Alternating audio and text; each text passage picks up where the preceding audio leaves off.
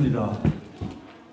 오늘 이 뜻깊은 행사에 사회를 보게 된 부산대 명예교수 김성국입니다. 부산 지역에서 이렇게 뜻깊고 성대한 이런 회의를 하게 된 것은 아마 오늘 청년연합회 전국연합회 회장으로 취임한 예희영 회장 덕분이 아닌가 하는 이런 생각이 듭니다. 두말할 필요도 없이 조소왕 선생님은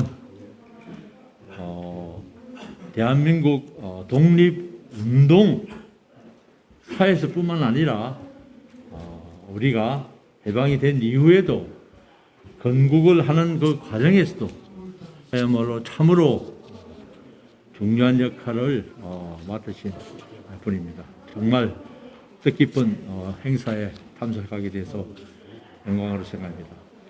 시간이 원래 예정된 것보다 약 30분 가량이 넘었습니다.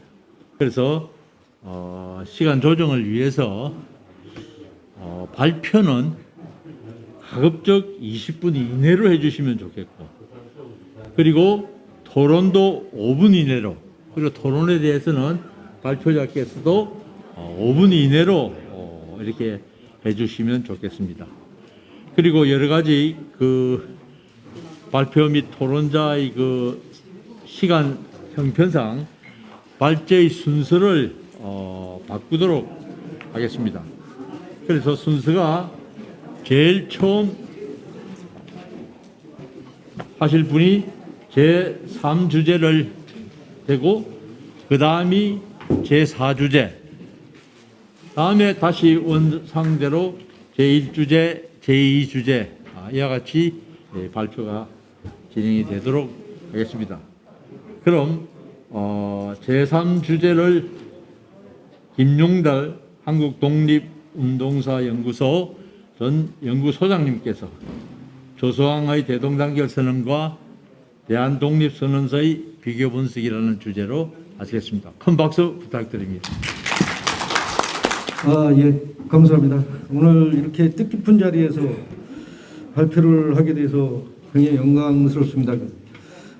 오늘 갑자기 이 아름다운 동백섬에 와서 이 발표를 하려고 하니까 이렇게 자유롭고 아름다운 나라를 되찾아 주신 우리 독립운동가, 그 중에서도 조소왕 선생에 대한 애틋한 마음이 더 드네요. 더군다나 선생님은 이런 아름다운 조국을 만끽하시지도 못하고 또 납북되셔서 58년에 평양에서 돌아가시고 그런 일생을 보니 굉장히 더 마음이 좀 선생에 대한 그 추모의 마음이 더 강해집니다. 우리 근대사에서 훌륭한 인물들이 많지만 저는 사람을 평가할 때 옛분들이 신원서판 해서 인물과 말과 글과 머리로 이렇게 판단을 많이 하셨는데, 우리 근대에서 신원서판으로서 내세울 만한 사람이 누군가? 첫 번째 꼽는 분이 조소왕 선생 아닐까? 말이면 말, 글이면 글, 머리면 머리, 그 다음에 해공 신익희 선생, 그 다음에 웅양 여운용 선생 정도일 것 같은데, 이런 분의 그 사상과 활동을 제가 이제 추적하다 보니까, 정말 존경스럽습니다. 우리가 지금 대한민국이라고 하는 주권은 국민에게 있고 모든 권력은 국민으로부터 나온다고 하는 이 대한민국이라고 하는 이런 나라의 헌법을 최초로 만드신 분이 조소왕 선생이시죠. 조소왕 선생님은 워낙 그 어릴 때부터 출중하셔갖고 성균관에서 공부하다가 일본에 유학해서 고등학교 과정도 동경부립고등학교 고등학교를 나오시고 명치대 법과를 나오셨기 때문에 이 조수왕 선생하고 와세다 정경 대학을 나온 이제 그 신익희 선생하고 이렇게 두 분이 머리를 맞대고 거기에 이제 이시영 선생, 한말의 법제국장을 했던 이회영 선생, 이시영이죠. 이회영의 동생 이시영 선생의 지도 편달을 받으면서 그 대한민국 헌법을 기초하신 분이 바로 조수왕 선생님이시고, 그뿐만 아니라 주옥 같은 독립운동 문건, 그 중에서도 조수왕 선생의 3대 문건이 뭐냐면은 대동단결 선언. 우리가 해외에 있는 그 동포들이 대동단결을 해서 무형 국가로서 임시정부를 세우자고 하는 대동단결 선언을 1917년에 했고, 또 대한의 독립국인가 대한인의 자유민임을 선언하노라라고 하는 대한독립선언서를 기초하신 1919년에 기초하신 분이 우리 조수왕 선생님이시고, 그리고 우리가 앞으로 건국할 복국을 통해서 새롭게 건국할 대한민국은 어떤 국가가 돼야 되느냐, 그 대한민국의 건국강령, 그 강령을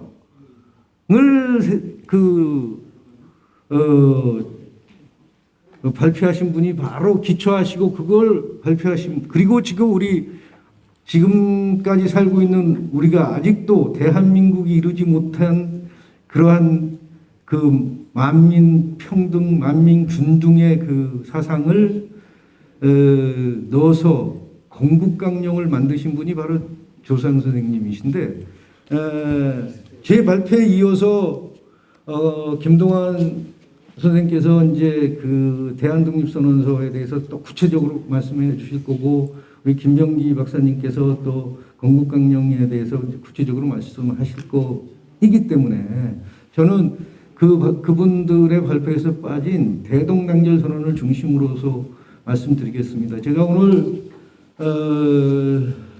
조수왕 선생님의 1917년의 대동단결 선언과 1919년의 대한독립선언서를 이제 비교 분석하면서 이게 어떤 상황에서 언제 어디서 그리고 누가 이제 발표했는가를 중심으로 이제 말씀드리려고 합니다. 그리고 그 두 문건의 주옥 같은 이 명문의 동질성은 뭐고 또 차이점은 뭔가, 이제 이런 부분을 좀 말씀드리려고 하는데, 뭐 그 대동단결 선언과 대한독립선언을 기초했다고 하는 것은 조수왕 선생 자전에, 스스로 쓴 자전에 다 나와 있기 때문에 그건 뭐 여기서 두말할 나위도 없고요. 그리고 이게 이제 발표 장소는 대동단결 선언은 상해에서 하신 거고, 그 다음에 대한독립선언은 대동단결 선언을 발표한 후에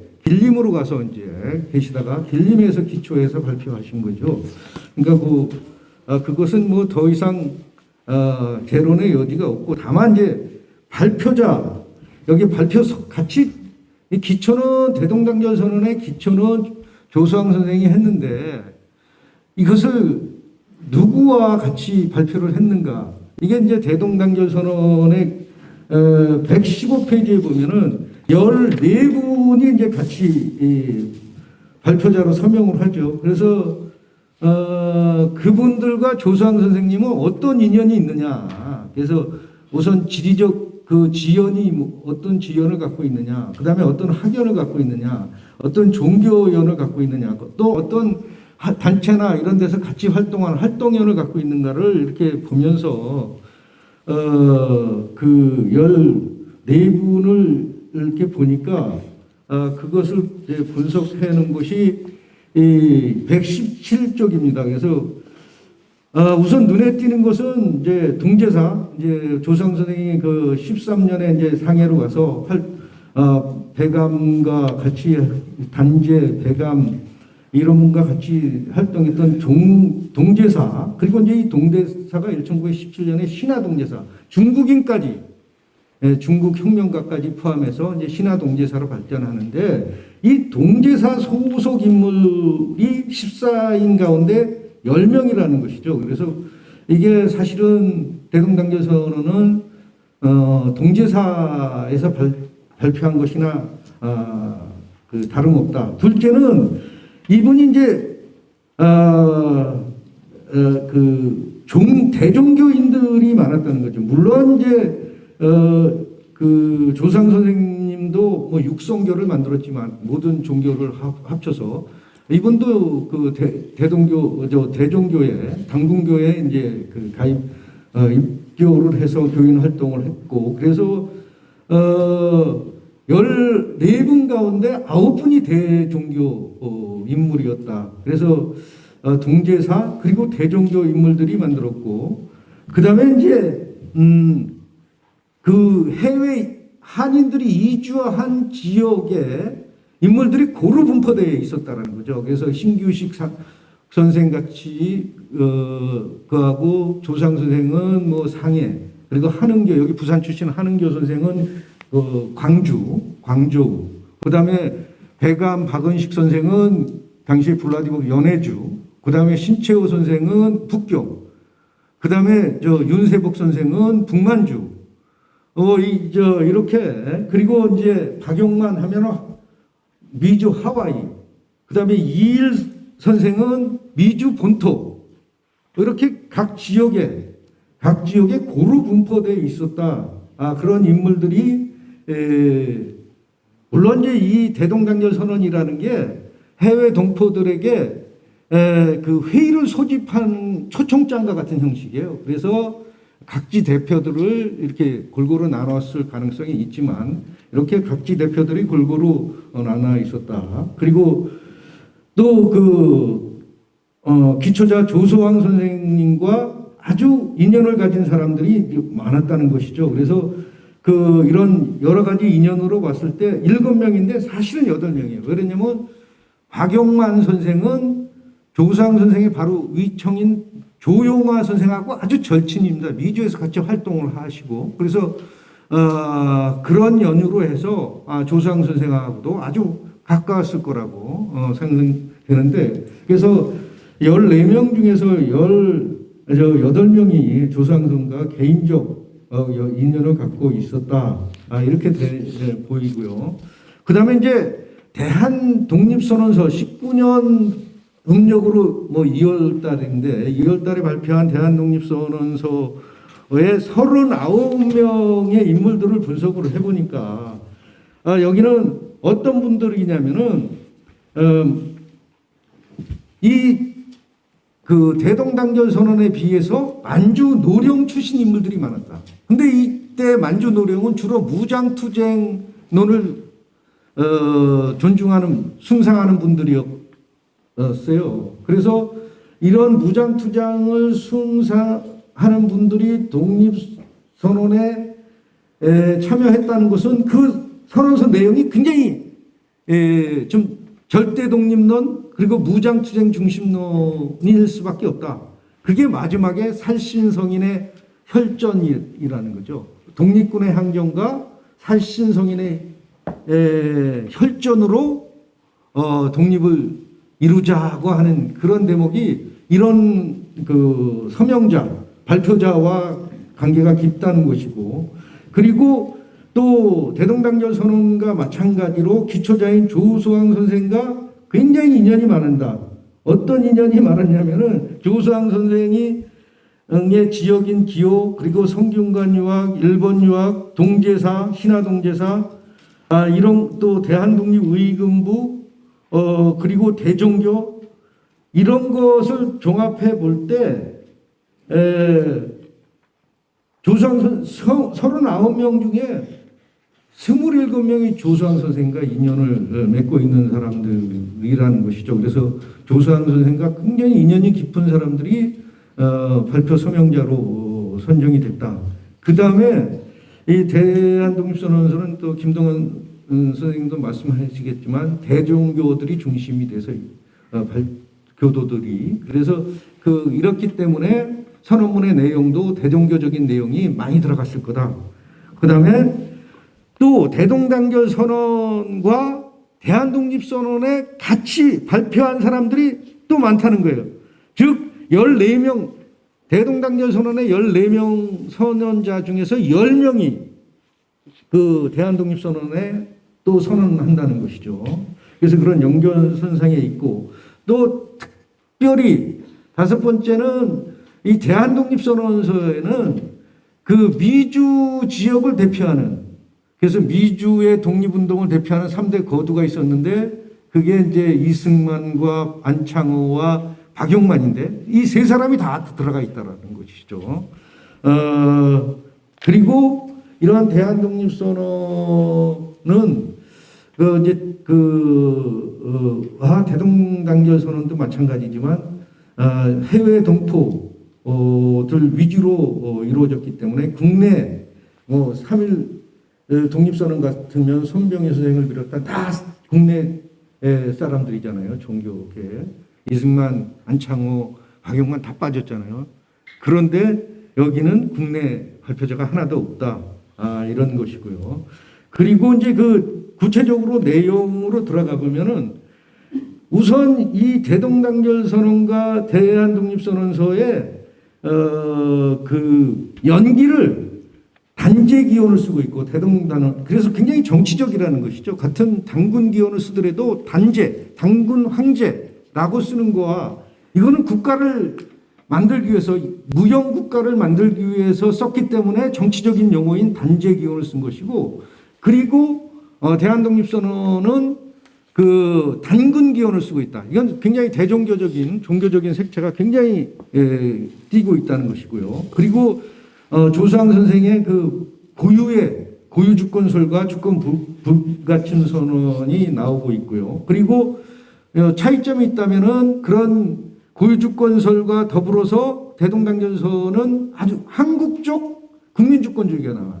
황제가 주권을 포기했으니까 이제 그 주권은 우리 국민이 갖는 것이다. 황제 주권 포기, 국민 주권 수수설. 그래서 국민이 주권을 갖고 있는 국민이 서로 화합해서 국가를 만들자. 이게 한국적 그 국민주권설이거든요. 이걸 그 대동단결선언에 아주 고유한 한국적 국민주권주의는 아주 조상 선생이 고유한 논리인데 이게 이제 대동단결선언에는 나오죠. 그게 아주 핵심이에요. 왜 그러냐면 무형국가, 임시정부를 만들기 위한 것이었기 때문에. 그러나 대한독립선언은 독립을 선언한 것이기 때문에 이런 황제 주권 포기, 국민 주권 수설이 나올 필요가 없었다. 이런 것이고요. 그리고 가장 큰 특징은 뭐냐면은 이렇게 해서 대동단결 선언은 이제 통일 기관으로서 임시 정부를 만들자 하는 게 이제 결론이고, 그런데 그 대한독립선언은 그 살신성인의 무장투쟁을 통해서, 그러니까 독립군 봉기와 살신성인의 육탄 혈전을 통해서 독립을 완성해서 신한을 만들자, 신한을 부활시키자. 이게 신한국이죠. 신한국, 대한제국이 아니라 신한국을 부활시키자고 이렇게 결론을 맺고 있습니다. 그래서 결론적으로 이제 시간이 다 돼서 결론을 좀 말씀드리면은 134쪽에 맺은말을 좀 보면은 우선 발표 시기 이게 분석해서 이 대동단결 선언은 최고 통일기가 즉 임시국가 수립을 위한 해외 동포대의 회의 소집 초청장의 성격을 갖고 있는 것이고, 대한독립선언은 대한자주독립과 대한민주의 자립을 선포한 독립선언서의 성격을 갖고 있다. 그리고 이제 발표 시기도 대동단결 선언은 1차 세계대전 중에 나온 것이고, 그리고 대동단결 선언은 대한독립선언은 파리 강화회의가 열린다는 소식을 듣고 1차 세계대전 종전이 공식적으로는 1918년 11월 11일 오전 11시거든요. 그 소식을 듣고 나온 것이고요. 그리고 선언문 기초는 모두 이제 조수왕 선생이 하셨고, 그 다음에 내용상으로 보이는 공통점은 두 선언문 모두 조서왕 선생 특유의 고유주권설과 주권상속설 그리고 주권 불가침설이 천명되고 있는 점이고요.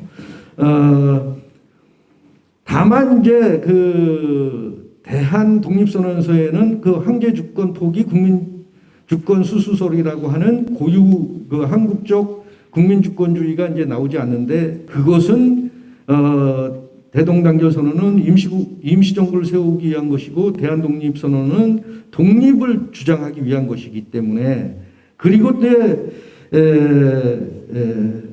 이 그 조상 선생의 그 사생의 요처라고 하는 상균주의와 건국강령의 원형이 두 그 선언문에 나온다는 것이죠. 그래서 그 나중에 건국강령에서 복국을 거쳐서 건국 이게 그 원형이 대동단결선언에서 임시정부를 거쳐서 완전 국가로 이어지는 그 원형이 여기에 이제 이미 벌써 대동단결선언에 나온다는 것이고 다만 두 선언서가 독립운동 방략을 제시를 했는데 임시정부를 세우는 것이기 때문에 대동단결 선언에서는 독립운동 방략이 준비론, 외교론적인 것이다. 즉 헌법을 만들어서 법치를 하고 국제 외교를 통해서 독립을 하자는 것이고 그러나 대동단결 선언은 우리 힘으로 독립을 되찾기 위한 것이기 때문에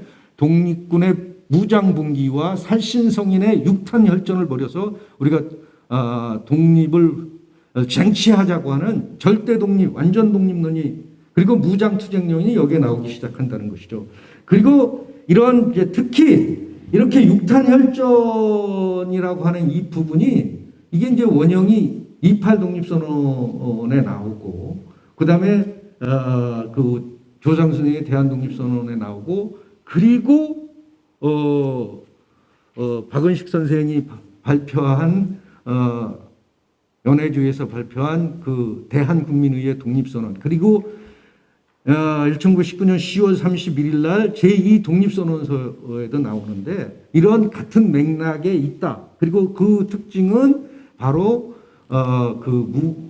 절대 독립 그리고 무장투쟁론 이것으로 맺어진다는 것이죠. 이상으로 발표를 마치겠습니다. 58페이지, 59페이지 여기에 토론문이 있습니다. 요 다른 책자입니다. 그런데 거기에 제가 59쪽에 잘못했다는 걸 말씀드리고 그 토론을 시작하도록 하겠습니다. 앞에 그 생략을 하고요. 김용대 선생님 말씀하신 발표하신 것은 이제 대동단결선언과 대한독립선언서를 비교한 거는 이제 이게 거의 학술적으로는 처음이 아니겠는가 싶습니다. 그래서 굉장히 연구사적으로 독립운동사적으로 의의가 있는데 제가 먼저 말씀드린 것은 김용대 선생님 그 논문에 보면 이제 대동단결선언이나 대한독립선언서가 많은 독립운동자들의 영향을 받았는데 그 대동단결선언 같은 경우는 동제사나 신동제사를 만드신 신규식 선생의 영향을 받았다 그러는데 그와 더불어 가지고 대한독립선언서에도 신규식 선생의 영향이 컸다고 봅니다. 왜냐하면 이제 제가 이제 58쪽 마지막 줄에 한번 보시면 정원택 선생이 쓰신 기사 외유일지에 보면 1919년 1월 21일 날 상해에 있던 신규식 선생이 밀서를 조서왕 선생에게 보내가지고 독립운동을 협의했다. 그 다음에 계속해서 조서왕 선생하고 신규식 선생하고는 편지를 주고받으면서 신규식 선생의 의사가 많이 반영이 된 거예요. 그래서 이 두 선언서는 모두 신규식 선생의 영향이 크지 않았는가라는 점이고요. 그다음에 두 번째, 세 번째 점은 이 대동단결 선언의 이제 내용들이 보면 우리 역사상 최초로 임시정부론을 주장했던 하와이에 있는 박용만 선생의 영향이 컸다고 보입니다. 그 저번에 대동단계 선언에 이제 나오는 그 임시정부 선언의 그 수립에 대한 절차라든가 내용 같은 걸 쭉 보면 그 저번에 박용만 선생이 얘기했던 거하고 거의 흡사해요. 그런데 발표자 그 김웅자 선생님도 말씀했지만 그 저번에 조서왕 선생의 백형인 그 저번에 조영하 선생이 그 하와이에 있을 때 그 거의 저번에 그 형제처럼 지냈거든요. 저번에 그 박용만 선생하고 그리고 저번에 그 두 분은 워낙 그 친해서 1919년에 이제 3월달에 만든 박용만 선생이 만든 제조선 독립단을 만들 때 단장이 조영하 선생이 단장을 해요. 그 정도로 아주 그래서 이제 그 전에도 그 소왕 선생하고 박용만 선생하고는 굉장히 긴밀한 관계가 있었을 것 같고 그래서 이제 그 여기 이제 이 노란 요책 그 몇 페이지냐 보면 41쪽에 보면 영어로 된 대한독립선언서 영문이 있어요. 요거는 이제 그 박용만 선생이 직접 번역을 해서 하와이에서 발표되는 그 애드버타이즈 신문에다 직접 전달했던 거예요. 그 정도로 이제 그 박용만 선생의 그 임시정부론이 대동단계 선언에 많이 반영됐다는 점이 있을 것 같고요. 그다음에 60쪽입니다. 그 네 번째로 이제 얘기하는데 이제 그 대동단계 선언에 보면 이제 그 조서왕 선생이 그 독립운동의 발전 방향이라 그래서 이제 첫째로 이제 통일기관을 만들고 두 번째 통일국가를 만들고 세 번째 원만한 국가, 독립국가를 얘기를 하겠죠. 완전한 독립국가를 얘기하겠는데 그 저희 김용대 선생님은 이제 제1차 통일기관이 임시국가 임시정부를 상정한 것이 아니겠느냐 그렇게 말씀을 하시는데 그렇게 보기에는 좀 그 내용상 보면 우선 최고기관을 만들고 통일기관 최고기관 그러니까 그걸 만들고 그다음에 임시정부를 조직하고 그다음에 독립국가를 조정하는 그런 3단계가 아니겠느냐. 저는 지금 임시국가를 만들기 전에 최고기관 통일기관으로서의 그런 것을 만드는 것이 우선이 아니겠는가 그런 것을 생각을 해봤습니다. 그다음에 마지막으로 발표자께서 말씀하셨지만 대동단계 선언이라는 것이 최고기관의 수립을 위한 해외 동포 대표의 소집의 초청장인데 뭐 결론적으로는 궁극적으로는 이제 민주정부를 수립하고자 하는 것이겠지만 이것을 임시정부 수립을 위한 선언이겠지만 1917년 단계에서는 최고기관 그러니까 최고기관이라는 것이 해외에 있는 독립운동자들의 그 대표회의를 소집을 위한 선언이라고 봐야 되지 않는가 그렇게 그래서 이런 한 4가지 정도 질문을 드려봅니다. 예, 이상입니다. 감사합니다. 김재훈 선생님 아주 참 중요한 쟁점을 말해주셨습니다. 김용달 선생님 짧게 좀 답변 부탁드립니다. 종합토론회 하는 게 아니고요. 그래서 그거는 저도 동의합니다. 신규식 선생의 두 선언서에 신규식 선생의 영향이 지대했다라는 것은 뭐 두말할 필요도 없죠. 왜냐하면 신규식 선생은 이미 11년에 중국으로 망명을 해서 중국의 신해혁명에 직접 참여하신 분이거든요. 그래서 신해혁명 이후에 중화민국 임시정부가 수립될 때 거기에도 이제 참여했던 분이신데 그래서 중화민국 임시정부 제1조가 임시헌법 제1조가 중화민국 민주공화제거든요. 그것도 우리도 이제 그걸 많이 차용해 왔는데 그래서 민주공화 의식을 갖고 있었고 그래서 신규식 선생의 대동단계 선언에서 보이는 그런 국민주권주의적인 의식을 많이 영향을 받았을 것이고 그리고 신규식 선생은 또 한말 무관학교 육군 무관학교 출신입니다. 그래서 무장투쟁을 굉장히 숭상하시던 분이기 때문에 그리고 여준 선생과 같이 대한독립의금부 여기에 또 조서왕 선생의 부령이고 이제 정령이 여준인데 다 그분들이 다 경기도 분이에요. 경기도 그리고 이제 신규식 선생은 이제 청주 남성면 분인데 청원 남성면 분인데 딱 그 서울에서 활동할 때그 가까운 사이였어요. 그래서 그런 무장 투쟁론의 영향을 받았을 것이 이제 중요하고요. 그 인정을 하고요.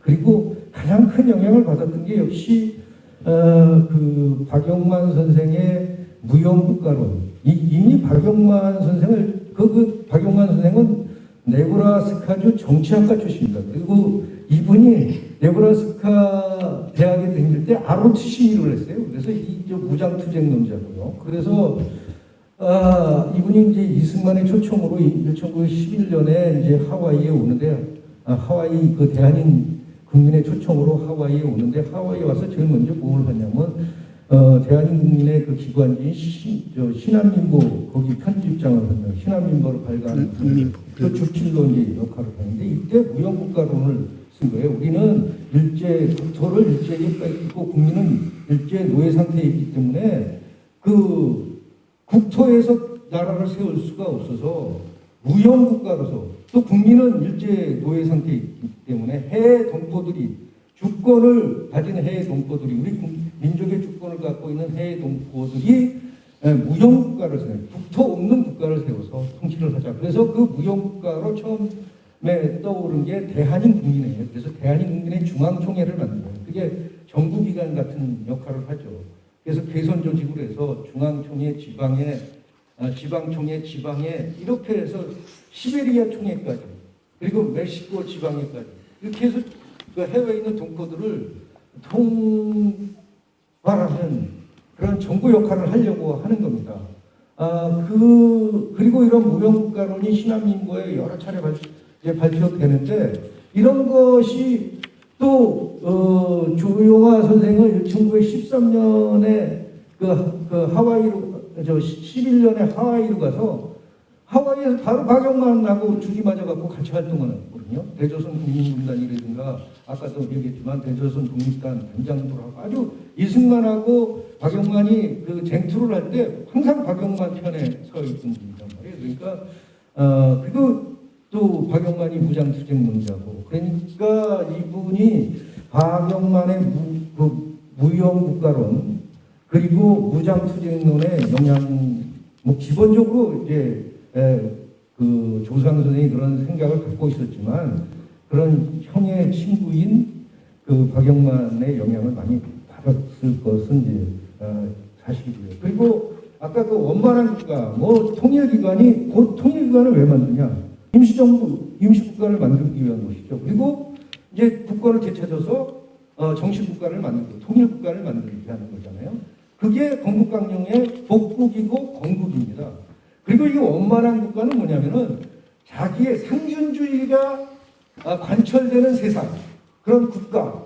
이거는 그러니까 그 지향점의 국가죠. 그래서 그렇게 단계를 정했지만 여기서 통일기관은 임시정부라고 보고 그리고 통일기관은 임시정부라고 보고 그리고 통일국가는 독립한 후에 우리가 정말 민족통일국가라고 그렇게 해석을 한다면은 서로 이해에 좀 상충되는 면은 없지 않나 이렇게 생각합니다. 예. 네, 아주 좋은 답변을 하신 것 같습니다. 네, 이상으로 첫 번째 주제 발표를 마치고 다음 분 단성으로 가겠습니다.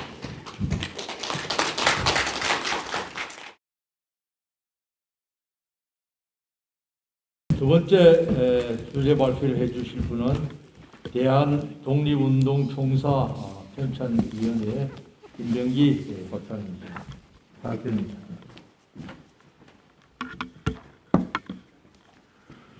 예, 제가 그 순서로는 맨 마지막인데 비트마다 사정으로 좀 순서를 좀 바꿔서 하기 때문에 사실은 시대 순으로 보면은 여기 제가 발표하는 건국강령이 제일 마지막에 발표된 것입니다. 근데 제가 두 번째로 하면서 조금씩은 아까 말씀하신 김영달 소장께서 말씀하신 대동단결 선언하고 같이 연결해서 좀 말씀을 드리겠습니다. 우리가 잘 알다시피 조성황 선생님은 임시정부 최고의 사상가면서 이론가였던 분이었다는 것은 이론의 여지가 없었죠. 그래서 그 조상 선생이 여러 가지 그런 그 정당의 당강이라든지 정강이라든지 이런 걸 이제 만들고 있는 그런 모습들을 보는데요. 그것이 이제 대개 시발로서 우리가 대개 1917년에 만들었던 아까 발표된 대동단결 선언 여기서부터 이제 시발이 되었다 이렇게 보고 있고요. 그다음에 1919년이 되면은 그 또 대한독립선언서 오늘 이제 그 주제도 금년이 102주년을 맞는 이제 대한독립선언서 우리가 이제 흔히 무오년에 했다고 해서 무오독립선언서라고 얘기하는 그것이죠.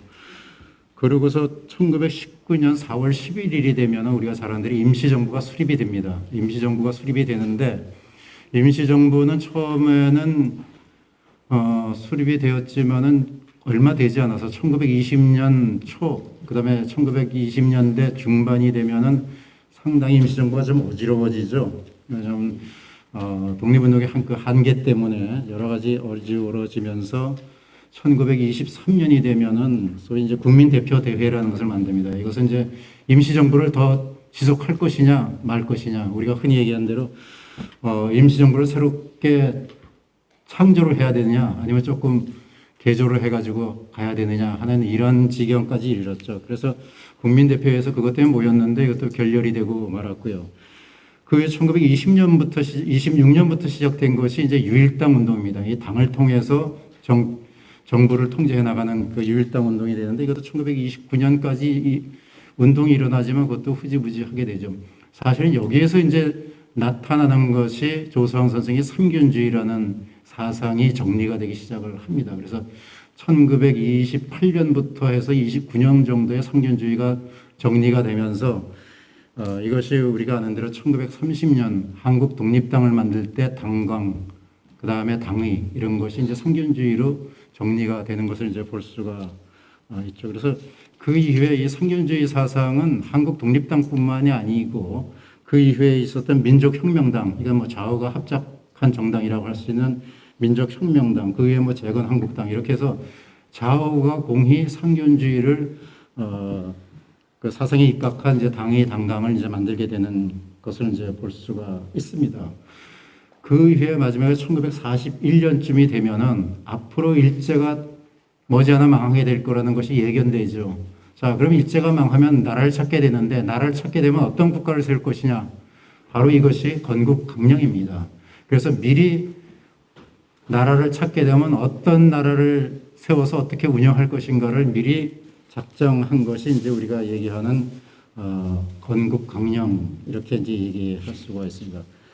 제가 편의상으로 제가 발표지를 좀 읽어가면서 하겠습니다. 시간이 없다고 하니까 148쪽에 보면은 건국강령에 대한 구성이 좀 나옵니다. 거기에 보면 건국강령은 제1장 총강, 제2장 복국, 제3장 건국 이렇게 해서 3개 항으로 되어 있어가 3개장으로 되어 있어가지고 24개 항으로 되어 있습니다. 그래서 복국, 나라를 찾게 되면 어떻게 되냐, 그 다음에 건국, 실제로 건국을 하면은 어떤 형태로 할 것이냐 이런 것이 이제 나누어지게 되죠. 그래서 그 150쪽에 보면은 복국 후의 치국에 대해서 이제 나오겠는데 여기에 대해서 이제 정치적인 균등이라든지 그 다음에 경제적인 균등, 교육적인 균등, 우리가 조성 선생이 주장했던 삼균주의에 입각해서 이런 건국강령을 하는데 여기 보면 참 대단한 것이 있는데 이때 이미 조성 선생은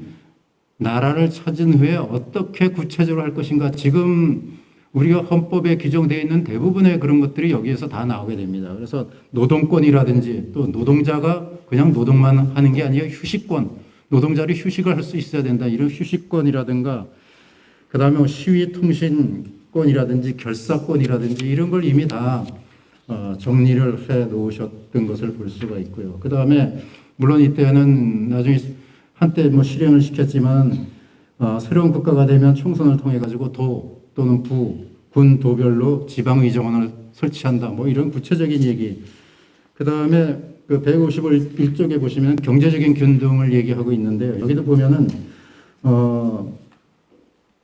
그 부적자들, 그러니까 친일파들에 대한 재산 몰수 얘기가 여기에 구체적으로 나오고 있습니다. 그래서 이때 당시에 이미 나라를 찾게 되면 친일파들을 어떻게 처리할 것인가 하는 구체적인 그런 것이 나오고요.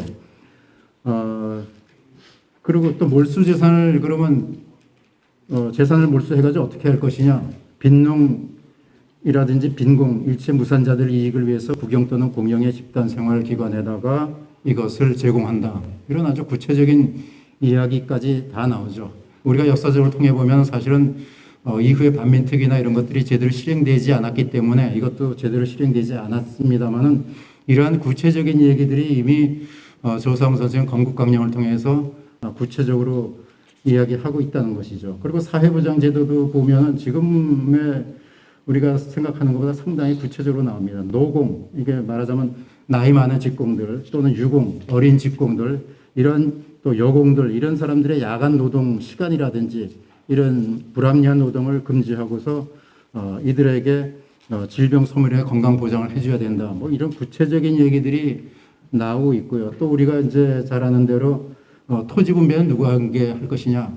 우리가 조선 때부터 내려온 경자유전, 결국은 뭐냐? 농사 짓는 사람이에게 토지가 가야 된다는 이런 원칙을 이야기하고 있습니다. 또 하나가 이제 교육적인 균등 하에서 어떻게 해야 될 것이냐 하는 것 중에서 국비교육을 이제 주장하죠. 그래서 우리가 지금 생각하는 의무교육 이것을 이제 얘기했고요. 그 다음에 면비교육이라는 거 있어가지고 기본 교육을 받지 못한 사람들에게는 면비 보습 교육을 따로 실시한다는 것이고요. 그 다음에 교육기관 설립을 이미 구체적으로 얘기를 하고 있습니다. 최소한도 매 일면에 5개의 소학교, 그 다음에 2개의 중학교, 그 다음에 매 1군 1부 1도에 2개의 전문학교, 매 1개의 도에 1개의 대학을 설립한다. 물론 이 중에는 해방 후에 그대로 실천이 된 것도 있습니다. 뭐 이렇게 해서 이미 이런 이야기들이 조상 선생의 건국강령에 이제 나타나 있다는 것이고요. 그 다음에 152쪽에 건국강령의 역사적인 의의 쪽으로 이제 넘어가 보겠습니다. 건국강령은 기본적으로는 삼균주의를 골자로 해서 건국강령의 기본 이념은 삼균주의다 이렇게 이제 우리가 정의를 할 수가 있는 것이고요. 그래서 삼균주의가 지향하고 있는 광복 후 민족 국가 건설론의 요체는 정치, 경제, 교육의 균등을 기초로 한 신민주 국가다 이렇게 이제 조상 선생은 정리를 하고 있는 것을 볼 수가 있습니다. 그럼 그걸 어떻게 할 것이냐? 구체적으로는 이런 얘기 나옵니다. 국민의 권리와 자유를 최대한 보장함으로써 정치적인 균등을 이룰 것이다. 또 하나 경제면에서는 토지와 대생산기관의 국유를 원칙으로 한다. 뭐 이 국유 원칙하게 되면 여기 상당히 반대하는 사람도 있는데 사실은 국유 원칙이라는 건 지금도 우리가 상당히 공감하는 거 아닙니까? 국가에서 필요한 국가 기관 산업이나 이런 건 국유로서 특히나 신생국가 같은 경우에는 이런 것이 기본이 될 수밖에 없는 그런 것이죠. 그래서 국유를 주장하셨던 것이고요. 그 교육 부분은 아까 말씀드린 대로 국민의 의무 교육 이런 것을 이제 정리를 다 하셨습니다. 그 다음에 그 해방 후에 조수왕 선생이 우리가 잘 아는 대로 단독 정부를 반대하면서 김구 선생님들과 함께 민족 통일 운동에 앞장서 활동하죠. 왜냐하면 이건 당연합니다. 그때 당시에 독립운동했던 이런 분들이 나라를 찾게 되면 통일된 국가를 원했던 거지 반쪽짜리 국가를 원했던 분은 한 번도 안 계셨죠. 그렇기 때문에 당연하게 남북 통일된 국가 건설 이것을 생각하고 있었고 꿈에도 분단 국가라는 건 생각하지 않았던 거죠. 그래서 이분들은 처음부터 단독 정부 수립에 반대를 했던 것을 우리가 기억할 수 있습니다. 바로 이런 의미에서 삼균주의 정착의 실천을 시도한 것이 바로 오늘 그 취임식도 있었으면 삼균주의 청년 동맹이라든지 삼균주의 학생 연맹 이런 것을 조수왕 선생이 결성을 하고 여기에 뒷받침을 하게 되는 것을 이제 볼 수가 있습니다. 물론 이런 것들은 그 외에 6.25 전쟁으로 인해서 또 9월 전쟁 직후에 9월 달에 납북돼 가면서 이런 것은 조상 선생이 꿈꾸었던 광복 이후의 국가 건설로는 제대로 실현되지 못하기는 했습니다만은 이러한 여러 가지 구상을 하셨던 것을 볼 수가 있습니다. 마지막으로 154쪽에 이제 그 결론을 통해 가지고 이제 말씀을 드리는 것은 그 글의 맨 마지막을 제가 읽음으로써 발표를 마치겠습니다. 결국 삼균주의는 이민족 일제에게 국토와 주권을 상실했던 시기, 빼앗긴 국토와 주권을 회복하여 민족 전체의 행복이 실현될 수 있는 새로운 민족 국가를 건설하고 나아가 인류 평화가 실현되는 최고 단계로서 세계 일가를 지향했던 한국 근대의 이상적 정치 사상이라고 할 수 있다. 삼균주의 이러한 정신은 당시만 아니라 남북 문제와 신냉전 체제에 직면해 있는 오늘날 우리 민족의 나아갈 방향에 대해서도 시사해 주는 점이 많다고 생각합니다. 감사합니다. 발표를 마치겠습니다. 김민희 선생님 발표 그만 감사드립니다. 곧 이어서 토론을 진행하도록 하겠습니다. 시간을 좀 아쉽게 해주십시오. 안녕하십니까. 김경기 선생님의 발표문에 대한 토론을 맡은 장우선입니다. 워낙 세밀하게 건국헌정에 대해서 말씀을 잘 해주셔서 제가 뭐 토를 달거나 따로 토론할 내용이 사실은 별로 없습니다. 그런데 여기에 제 개인적인 이 상균주의 정치 사상으로서의 어떤 성격과 관련해서 제가 생각하는 것들을 간단하게 말씀드리고 간략하게 한두 가지 정도 질문을 드리도록 하겠습니다. 거기 제가 그 일부를 좀 읽어보면요. 제가 쓴 토론문 중에 상균주의는 인정에 참여한 민족운동 세력의 지지를 받아 대한민국의 건국 이념으로 정식으로 채택되었고 조선혁명당에서도 거의 그대로 수용될 만큼 아주 혁신적이고 진보적인 내용을 갖고 있습니다. 거의 사회주의적인 내용들이 담겨 있었던 거죠. 그 이념의 근원이 대종교 평등사상인지 조소왕이 경험했던 사회민주주의의 영향인지 혹은 이 둘의 조합 아니면 그 이상의 여러 요소가 결합돼서 완성된 건지는 알 수 없습니다. 다만 그 핵심 내용인 삼균, 즉 개인과 개인의 균등, 민족과 민족의 균등, 국가와 국가의 균등은 정치, 경제, 교육의 균등을 통한 개인 간의 균등으로 시작하여 국가와 국가의 균등을 통해 세계 일가라는 세계가 모두 하나가 되는 그런 세상을 꿈꾸는 그런 궁극적인 목표를 지향한다는 점에서 큰 틀에서 당시 사회주의가 제시하던 마르크스의 과학적 사회주의가 제시했던 그런 어떤 사회주의적 전망과 크게 다르지 않습니다. 근데 단지 이 두 길에는 엄청난 방법적인 차이와 경로의 차이가 있다고 할 수 있어요. 어떤 거냐면 그 밑에 쓴 것처럼 마르크스는 계급혁명과 무상계급 독재라는 과정, 피를 보는 과정을 통해서 생산수단을 국유화하고 사회주의적 기제를 도입하려 했다고 하면 조소왕은 이 과정을 혁명 없이 민족운동을 이끌었던 세력, 즉 인정세력이 주도해서 평화적으로 완수할 수 있다고 봤던 것 같습니다. 뒷장으로 넘어가서 중간에 이제 여러 개 하고 싶은 얘기가 있었는데 그것에 대한 답변처럼 그 선생님이 말씀을 다 해주셔가지고 간략하게 뒷부분 조금 읽고 질문 한두 가지만 하고 끝내겠습니다. 상균주의의 현대적인 가치는 충분하다고 봅니다.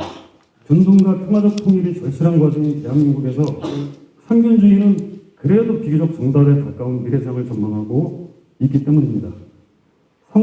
상균주의가 대한민국 사회의 통합을 위해 기능하고 남북 통일을 위한 전망으로 작동하기 위해서는 상당히 정밀하고 과학적인 실행의 프로세스가 마련돼야 합니다. 오늘 그 연합회 회장님으로 취임하신 회장님이나 조인래 이사장님 같은 분들의 역할이 앞으로 막중하다고 할 것 같습니다. 무엇보다 중요한 경제적인 균등을 위한 다양한 경제학적 접근과 도전이 필요할 거라고 봅니다. 아울러 사회적 합의를 위해 보다 다양한 학문적 접근이 시도되고 정치적인 역량을 확보하는 것도 시급한 과제일 것입니다. 한마디만 덧붙인다면 민족주의적인 요소만을 강조해서 이 사회에서 이 사회의 통합을 담보하고 미래로 발전할 수 있는 어떤 사상으로 자리매김하기는 만만하지 않을 거라고 생각합니다. 분명히 사회주의적인 기제나 통합의 기제, 분배, 평등의 기제가 분명히 들어있다는 걸 강조를 해야만 할 거라고 저는 생각합니다. 그 질문을 두 가지 드리면, 그래서 상균주의가 대동단결 선언을 통해 부패되기 시작하였다고 분석할 하셨습니다. 그런데 이게 어떤 측면에서 상균주의에 영향을 준 것인지, 그 건국강령과 사실 대동단결 선언문은 저는 유사점을 제 개인적으로는 아주 콕 집어서 찾아내기가 쉽지가 않았습니다. 그래서 오히려 유럽 사회에서 경험했던 사회민주주의 혹은 러시아 사회주의의 영향 같은 것들이 건국강령에는 많이 반영된 것이 아닌가, 이런 생각을 하는데 선생님 생각은 어떤지 궁금합니다.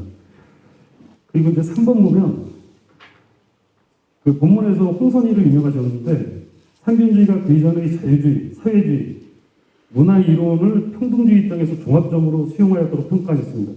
저는 상균주의가 바로 여기에 가치가 있다고 보고 있어요. 아주 포용적이고 통합적으로 다른 사상을 안고 미래로 전진할 수 있는 여러 가지 다양성을 갖추고 있다는 거죠.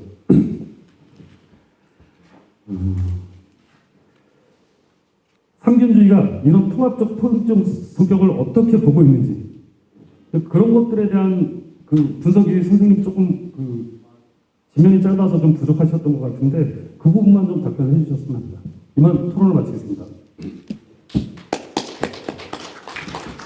저 먼저 그 장무순 선생님 소개를 안 했는데 강복대 학술연구원의 연구위원으로 계십니다. 감사합니다. 그럼 곧이어서 김병기 선생님의 짤막한 답변이 있겠습니다. 네, 장호순 선생님의 토론에 감사드립니다. 제가 좀 약한 부분을 적절하게 지적을 해 주셨습니다.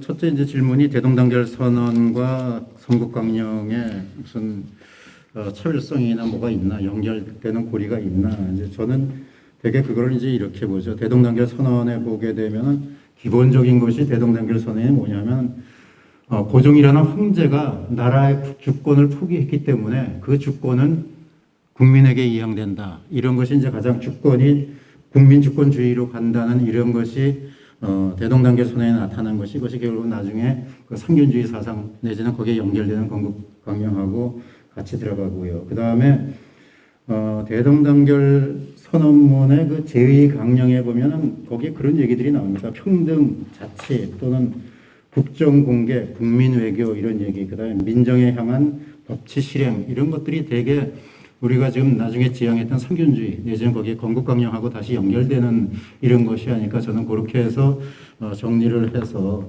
대동단결 선언문에서 이야기했던 이런 것이 성숙해가지고 상균주의가 배태가 됐고, 그것이 다시 해방 후에 나라를 찾은 독립한 후에 국가의 정책의 기본을 그렇게 보았다. 저는 그렇게 이제 이해를 했고요. 또 두 번째는 이제 그 사회주의 또는 사회민주주의에 대한 그 이론 이런 것을 말씀하셨는데, 사실은 그 장우순 선생님이 그 우리나라 사회주의 이론엔 최고로 밝은 분입니다. 그렇기 때문에 제가 여기에 대해서는 뭐라고 말씀을 못 드리겠고, 그다음에 제가 사회주의 쪽이 좀 약하기 때문에 사실은 이 글을 쓰면서 그거는 좀 제가 피했습니다. 근데 적절하게 그걸 지적해 주셨는데, 앞으로 사회주의와 관한 이러한 그 대동단결 선언이라든지 앞으로 이제 건국강령의 이런 문제는 장우순 선생님께서 앞으로 좀 풀어주셨으면 고맙겠습니다. 이상 마치겠습니다. 감사합니다. 두 번째 주제 발표를 마치고 곧이어서 세 번째 시작하겠습니다. 단상에 올라오겠습니다.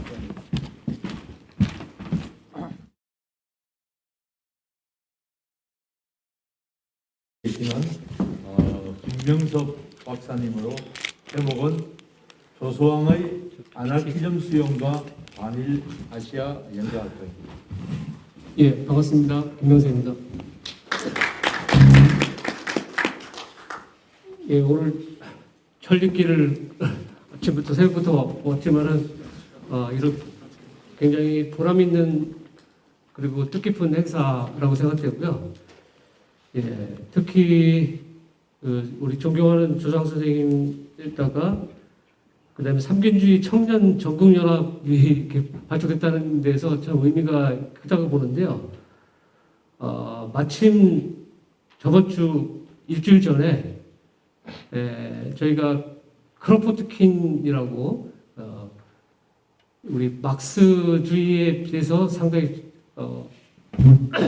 이론적으로 저항하고 자유공동체를 주장했던 크로포트킨이라고 하는 분의 사상을 올해가 딱 돌아가신 지 100주년이 돼서 일주 전에 그런 세미나를 했는데 거기서 크로포트킨의 첫 번째 주장이 청년에게 호소함이라고 하는 그런 논설이었습니다. 거기서 아주 첫 번째 말이 노인들한테는 할 말이 없다. 생각과 몸이 정년이면은 뭐든지 할 수가 있고 그런 분들이 세상을 움직일 수 있기 때문에 그런 사람들한테만 자신의 얘기를 하겠다. 이런 식으로 말씀하셨는데 오늘 이 자리도 삼견주의를 지향하는 청년들의 모임이라고 생각되고 그분들의 미래를 위해서 제가 조금 더 도움이 될 거라는 생각으로 말씀드리겠습니다. 오늘 말씀드릴 제가 주제는 좀 약간 도발적이기도 하고 그동안에 1983년도부터 이 삼견학회에서 여러 가지 많은 좋은 주제들을 했는데 아마 이런 아나키즘이라는 것을 주제로 삼은 거는 제가 처음인 것 같습니다. 약간 그리고 앞서 좀 아까 주제에서 사회주의를 얘기를 했고 그래서 그거와 연결해서 제가 처음에는 사회주의를 수용 이런 거를 해볼까 했는데 조금 더 얘기를 제가 들어가 보니까 역시 조수왕 선생님은 사회주의를 대부분 공산주의로 많은 사람들이 오해를 하기도 하지만은 공산주의에 아주 철저하게 반대했던 분이고 오히려 아나키즘이라는 사상에 상당히 가깝다는 것을 제가 이번에 확인을 하게 됐고 이거를 한번 말씀드리려고 합니다. 예, 제가 PPT 조금 너무 지루하실까 PPT 잠깐만 소개를 하면서 같이 하겠습니다. 먼저 이 아나키즘이라는 것을 말씀드리기 위해서는 대부분이 무정부주의라고 해석을 하고 있고 또 그렇게 믿기 때문에 그 키워드부터가 잘못돼서 저는 그거부터 접근하는 그것부터 바꿔야 된다고 생각되는데요. 아나키즘이라는 용어에는 영어로 보면 안은 없다라는 뜻이고요. 아르키는 권력, 권위 이런 뜻입니다. 그래서 아나키는 일본 사람들이 무정부로 해석을 해서 마치 정부를 없애는 주의자, 파괴주의 이렇게 해석을 하지만은 그건 정말 잘못된 사상의 주장이고 정확하게 얘기하면 무권력주의. 예. 정부를 반대하는 사람이 아닙니다. 절대. 정부가 반대하는 것이 아니라 강권적 권력, 권위주의를 거부하고 자율적인 정부를 추구하는 사람입니다. 그렇게 키워드를 본다면은 우리 조수왕 선생을 바라보는 관점이 상당히 많은 일치가 된다라는 생각을 하게 될 겁니다. 오늘 말씀드릴 순서가 제가 원래 첫 번째였어야 되는데 이 청년 20대의 청년 조수왕 선생을 보시게 될 텐데요. 20대 이분이 1904년도에 일본의 도쿄로 유학을 가시죠. 그리고 많은 조수왕 선생님의 일기를 통해서 많은 연구가 진행됐고 동유약처라고 하는 일기를 통해서 많은 연구가 되어 있습니다만은 거기에 간단하게 들어있는 속에 들어있는 행간을 좀 우리가 다시 한번 읽어볼 필요가 있겠다라는 생각인데요. 1904년에 이제 유학을 가셨지만 그 다음에 1907년도부터 이 조수왕 선생님의 생각은 상당히 많이 변화가 있습니다. 그래서 황실 유학생으로 자격으로 갔지만은 처음에는 일본의 근대적인 문명 그거를 일부러 배우게끔 하고 그래서 부국강병이라는 것을 목표로 잡았지만은 일본이 점차 제국주의화 되는 과정을 봤고 특히 1907년도에 고종을 퇴위시키고 또한 우리나라 군대를 그 해산시키는 과정들 보면서 상당히 생각이 바뀌시는데요. 그러면서 그 당시에 일본에서의 사회운동, 러시아와 일본의 전쟁이 지금 막 벌어지고 거기에 대한 반전운동이 본격화되는 그런 과정들을 직접 목격했습니다. 그리고 특히나 이 시점에 일본의 아까 처음 걸로 한번 다시 일본의 반전운동이 이때 최고적으로 돌아갔다는 것을 우리가 기억해야 됩니다. 그래야 왜 이 1907년도에 조수왕 선생님의 생각이 점점 바뀌는지를 알 수 있는데요. 지금 제가 PPT 보여주는 것이 이제 맨 오른쪽이 크로포트킨의 청년에게 호소함이라고 하는 아주 일본에서뿐만 아니라 유명했던 모든 조선의 청년들한테 굉장히 큰 감흥을 줬던 그런 논설문이고요. 왼쪽에 평민신문은 같이 있는 일본에서의 제일 유명한 사회주의 그리고 아나키스트였던 고토쿠슈스이라고 하는 사람의 사진이고 그 사람이 만든 신문입니다. 저기에 선언문에 보면은 평민이 중심이 돼야 된다라는 것이고요. 절대 전쟁은 해서는 안 된다. 그런 내용입니다. 그리고 세계 만민들의 평등을 주장하는 내용이 저 평민신문에 담겨 있습니다.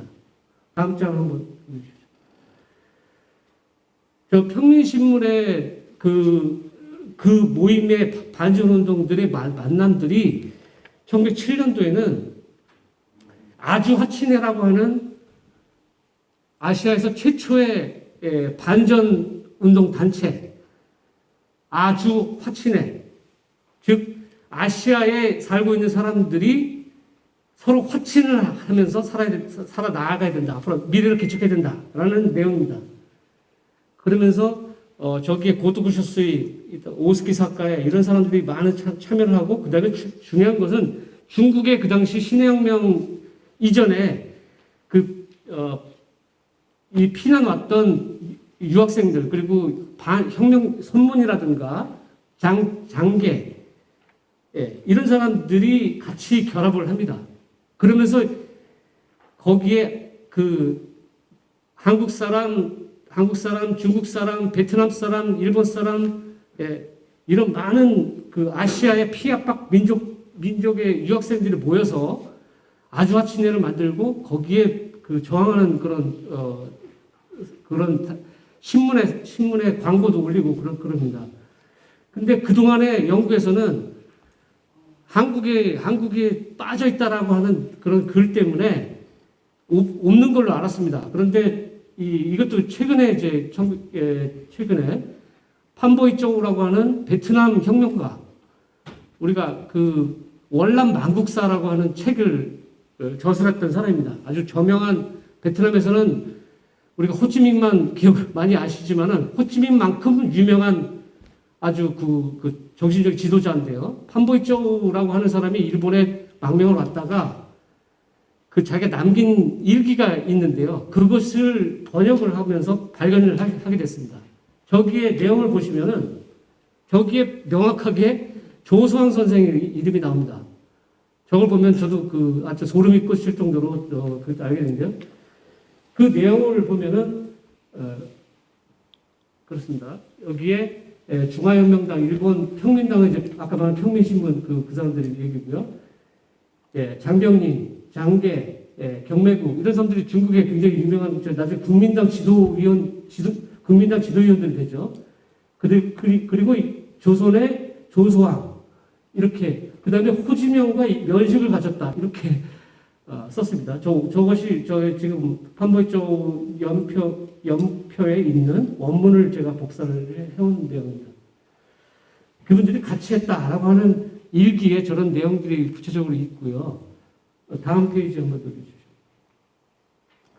그리고 그쪽뿐만 아니라 오스키 사카야라고 하는 일본의 아주 저명한 저 사람도 프랑스 유학파 출신이고 번역가고 아나키스트 사상가인데 저 사람의 수기에 좀 아까 말한 근대신문이라고 하는 근대 사상이라고 하는 자료에도 한국의 조선 사람들이 참여를 했다라고 하는 기록이 있습니다.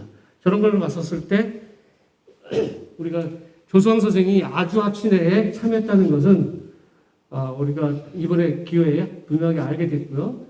저기 동의학초에 1907년도 11월 9일자를 보니까 그런 내용이 있습니다. 이분이 그 당시에 유학생이었지만은 일본 사람들이 유학생들을 감시를 했고 또한 그 아주 조심스럽게 썼기 때문에 아주 행간을 좀 잘 봐야 되는데 저런 내용 그 오후에 동아협회에 연설을 가서 들었다. 그리고 여러분들 앞으로 답장 올렸다. 이런 내용들이 있는 걸 확인하게 됐는데요. 저걸 봤었을 때 그 동아협회는 저건 아주 합친회의 그런 단체의 이름이라고 생각됩니다.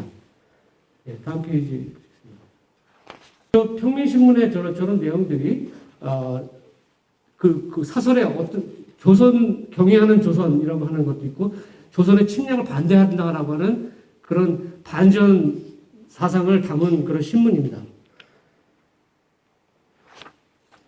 그래서 그리고 그동안 조수왕 선생의 동의학초를 연구하는 많은 김기승 같은 학자분들이 많은 연구를 하셨는데 거기에도 이 조수왕 선생님이 1907년 무렵에 무정부주의 근대 무정부주의라는 책을 읽었다라고 하는 그런 기록이 있습니다. 아마 근데 무정부주의 김기승 선생님은 이것을 중국 유학생이 있어 중국 거라고 이렇게 표시를 하셨는데 제가 볼 때는 그 당시만 해도 두 종류의 일본에서 무정부주의라고 하는 책이 번역이 됐었기 때문에 바로 거기서 일본에서 이 아나키즘 사상에 대해서 일찍 그 눈을 뜨고 보신 것 같습니다. 그런 얘기는 각주 12번에 제가 늘었습니다. 이 아주하친회에 대해서는 이 단체가 누구든지 전쟁에 반대하는 누구든지 참여하는 단체고 중국, 일본, 베트남, 필리핀, 인도 이런 사람들이 이제 참여를 했고요. 그것이 발전돼서는 나중에는 20년대 발전되면은 동방 아나키스트 연맹이라고 하는 단체로 발전합니다. 여기에 핵심적인 사람이 우리가 아시는 단재 신치호 선생입니다. 단재 신치호가 왜 감옥에 잡혀가게 됐는가, 위조 화폐를 하게 됐는가, 다 동방 아나키스트 연맹의 그 기금을 자금 만들기 위해서 그랬던 것입니다. 그거는 본인 확실한 거기 때문에 이것이 그러니까 그렇게 발전되어 왔다는 것을 알 수가 있습니다. 그런데 이게 1910년 무렵에 일본에서는 대역 사건이라고 하는 거대한 그 일본의 탄압이 일어납니다. 그것을 원인으로 찾아보니까 제가 볼 땐 저 사진, 바로 저 사진 때문에 그렇다고 할 수 있습니다. 우리가 잘 아는 안중근 의사의 사진인데요. 위에 글씨가 있죠. 글씨가 제일 중요합니다. 저것은 미국에서 발행된 안중근 사진 그 사진인데요. 저 글씨를 바로 옆에 보면은 추수제라고 써 있죠.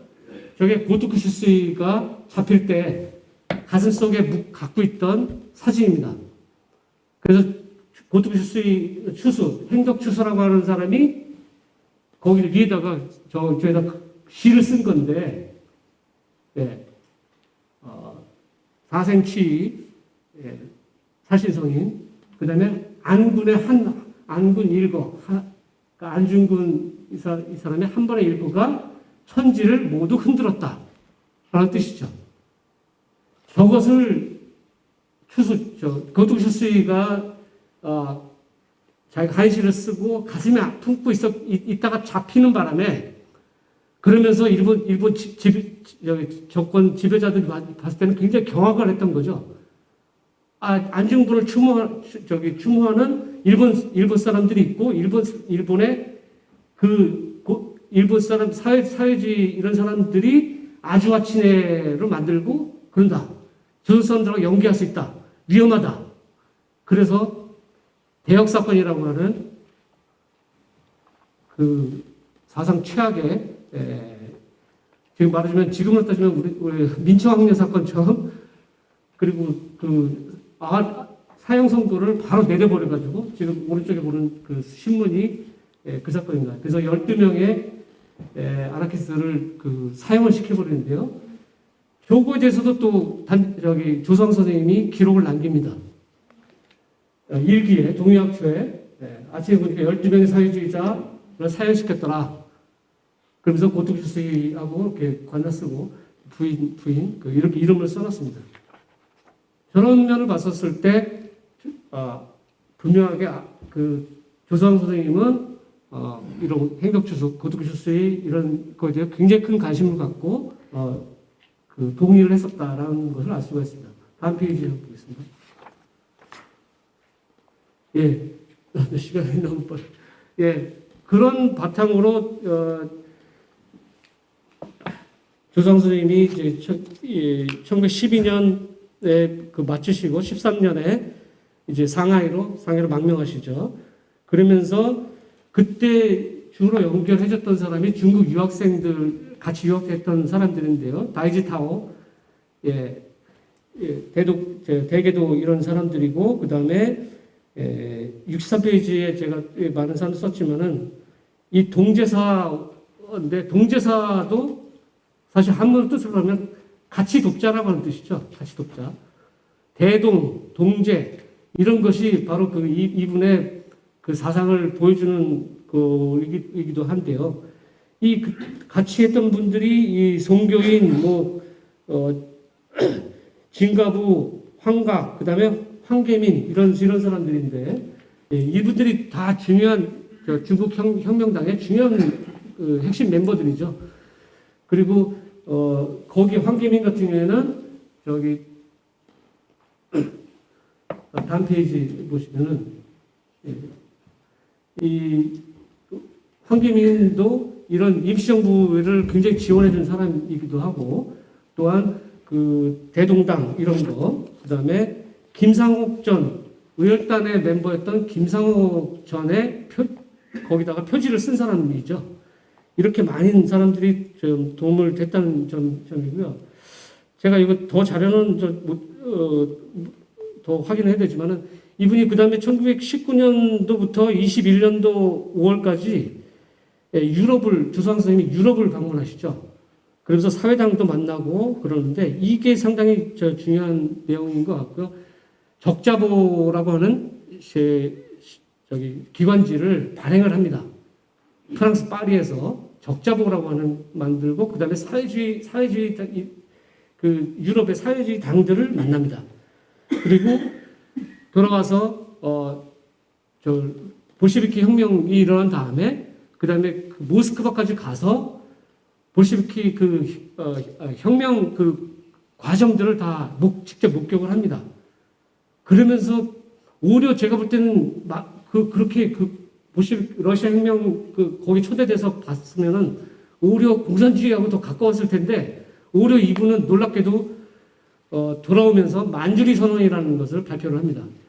저는 이 만주리 선언이 상당히 중요하다고 보고 찾아봤는데 아직까지 자료가 발견이 잘 안 되고 내용은 잘 정확히 알려지지 않습니다만은 분명한 내용은 볼셰비키 혁명에 반대한다라고 하는 것입니다. 공산주의에 반대하고 이런 프롤레타리아 독재론에 반대한다라고 하는 분명한 의지가 보입니다.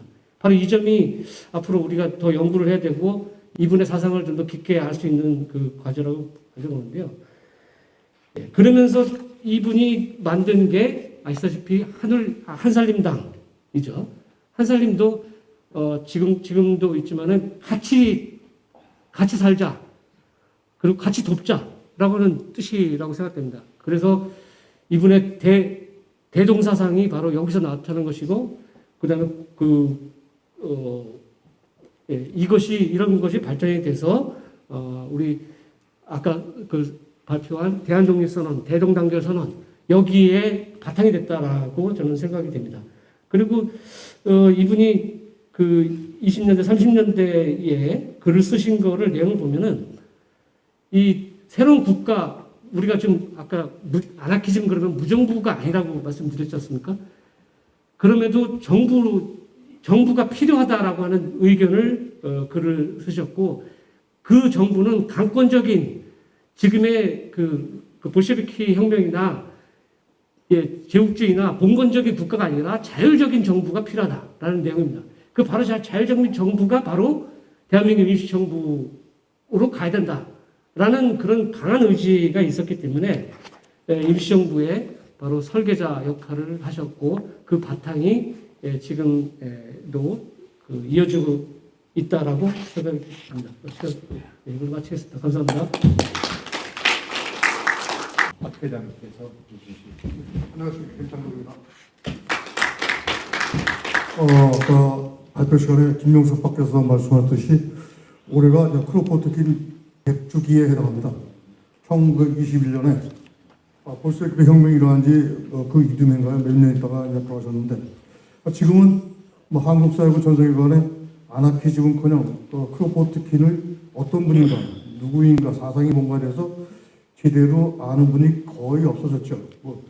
지금은 많이 안타깝게도 없어졌지만은 어떻게 보면은 우리가 조상 선생님이 한창 젊었을 때 1910년대부터 1920년대에 걸쳐서 전 세계에서 가장 널리 알려진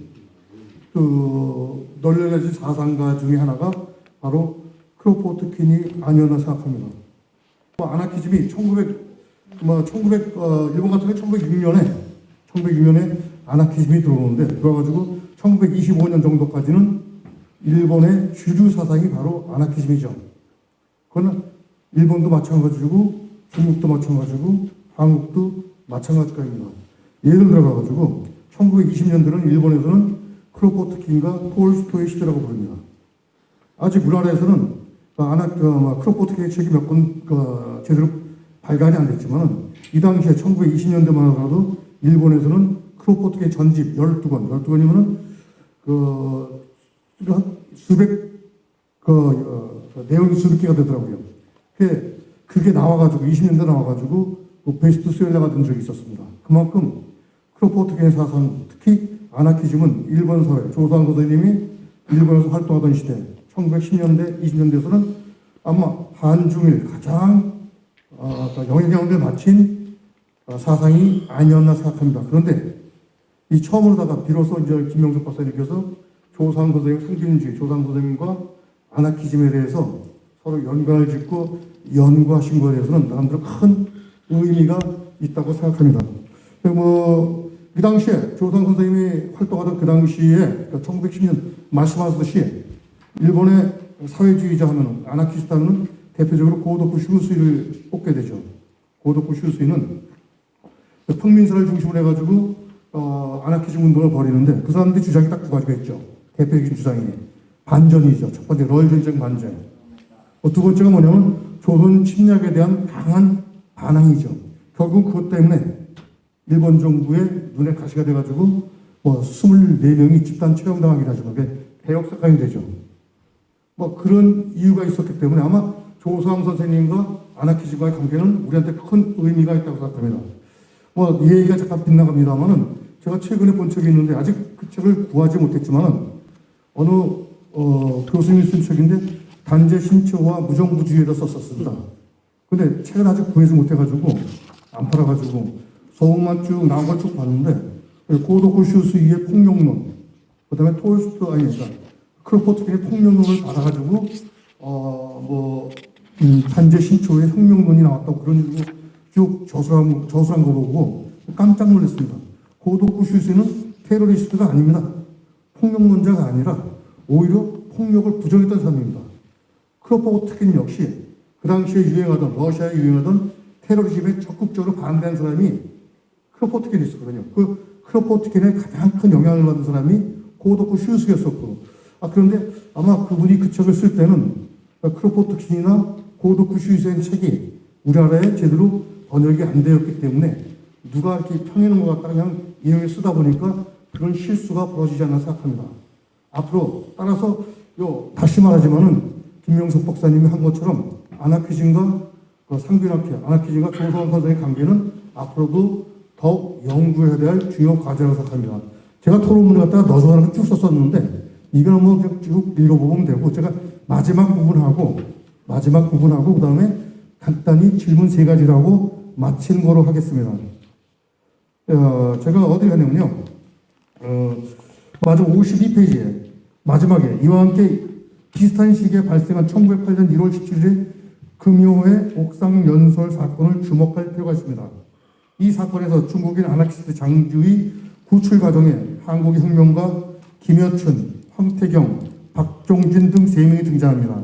이들은 일본의 아나키스트와 함께 장주의 탈출을 돕기 위해 유난한 끝에 항의 운동을 하기 위해 다음날 유시마 텐진에 모이기로 하지만 미리 길을 죽고 있던 경찰들로 인해 모이지 못하고 그대로 시다야 경찰서로 여행되면서 그 목적을 이룰 수 없게 됩니다. 하지만 이런 사실이야말로 한국과 일본 아나키스트, 이 책을 원전을 보면은 삼국동맹이라고 하더라고요. 이 당시에 이 중에 김여춘 이 사람의 기록이 나오는데 중국에서는 손문, 그 다음에 한국에서 3명, 그 다음에 일본에서는 고도쿠 슈지 명령 오시사카 해가지고 세 나라가 아나키스트들이 모여가지고 이룬 결과 삼국동맹이라고 하는데 여기에 대해서는 아마 이 책이 유일한 자료가 될 것 같습니다. 앞으로 김명석 박사님께서 여유가 있으면 이 부분에 대해서도 좀 더 연구를 부탁드리겠습니다. 또 질문 드리겠습니다.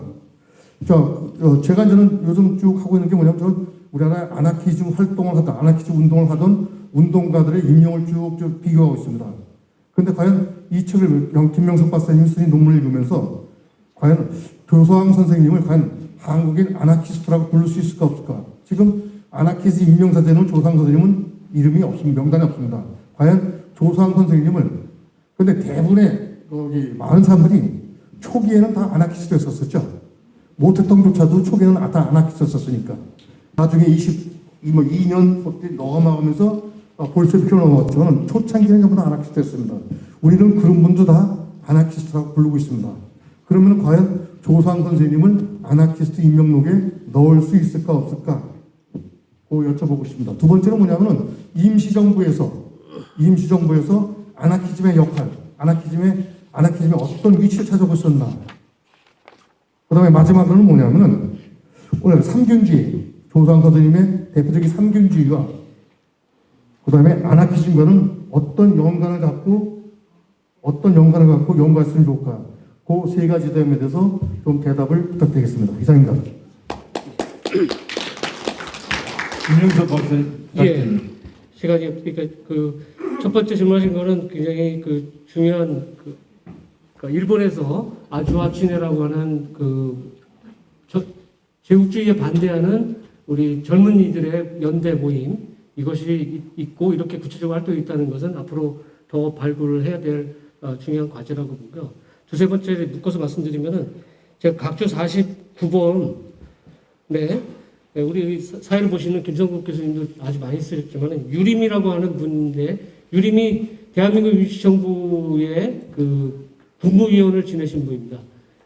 이분도 조선 무정부주의자 연맹이라고 하는 단체를 통해서 대한민국 임시정부에 참여를 했습니다. 그러면서 귀국해서 돌아오면서 조선일보 당시 기자랑 문답을 하면서 당신이 어떻게 무정부주의자인데 임시정부에 참여합니까?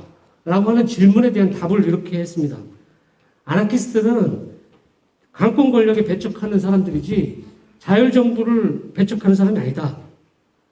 우리 대한민국 임시정부는 강권 정부가 아니라 인민들에 의한 자율적인 정부이기 때문에 나는 참여한 것이다. 바로 여기에 대부분의 답이 다 있다고 여겨지는데요.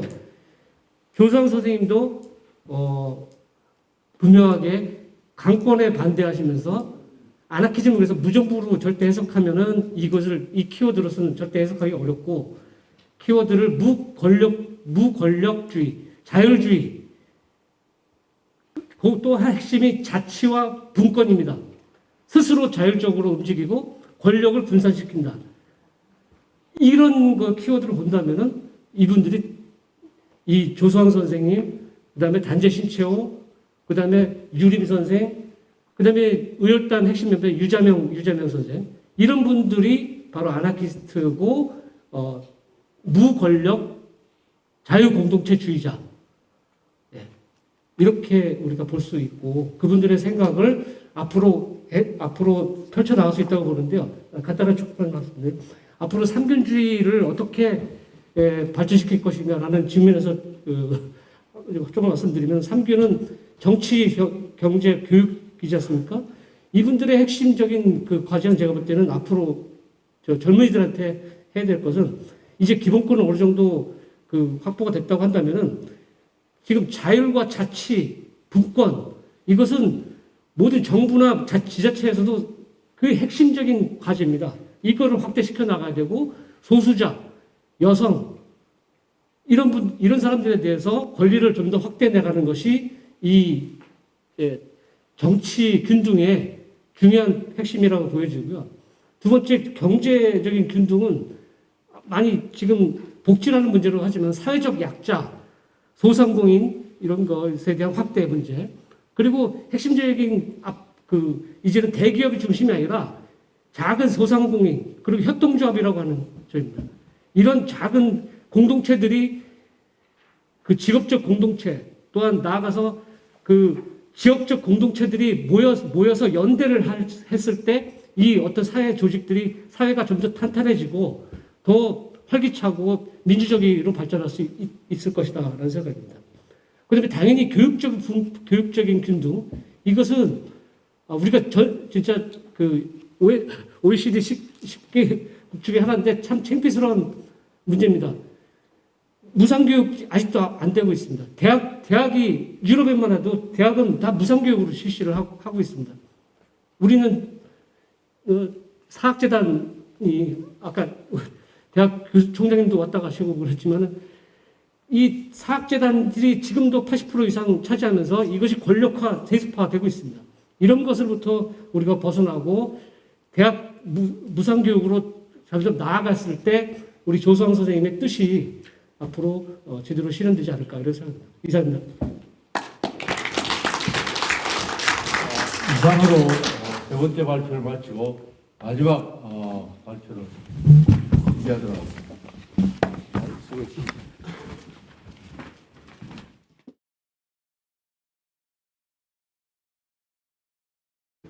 저는 그렇게 정의를 하고 싶습니다. 아이덴티티의 다툼이라고 봅니다.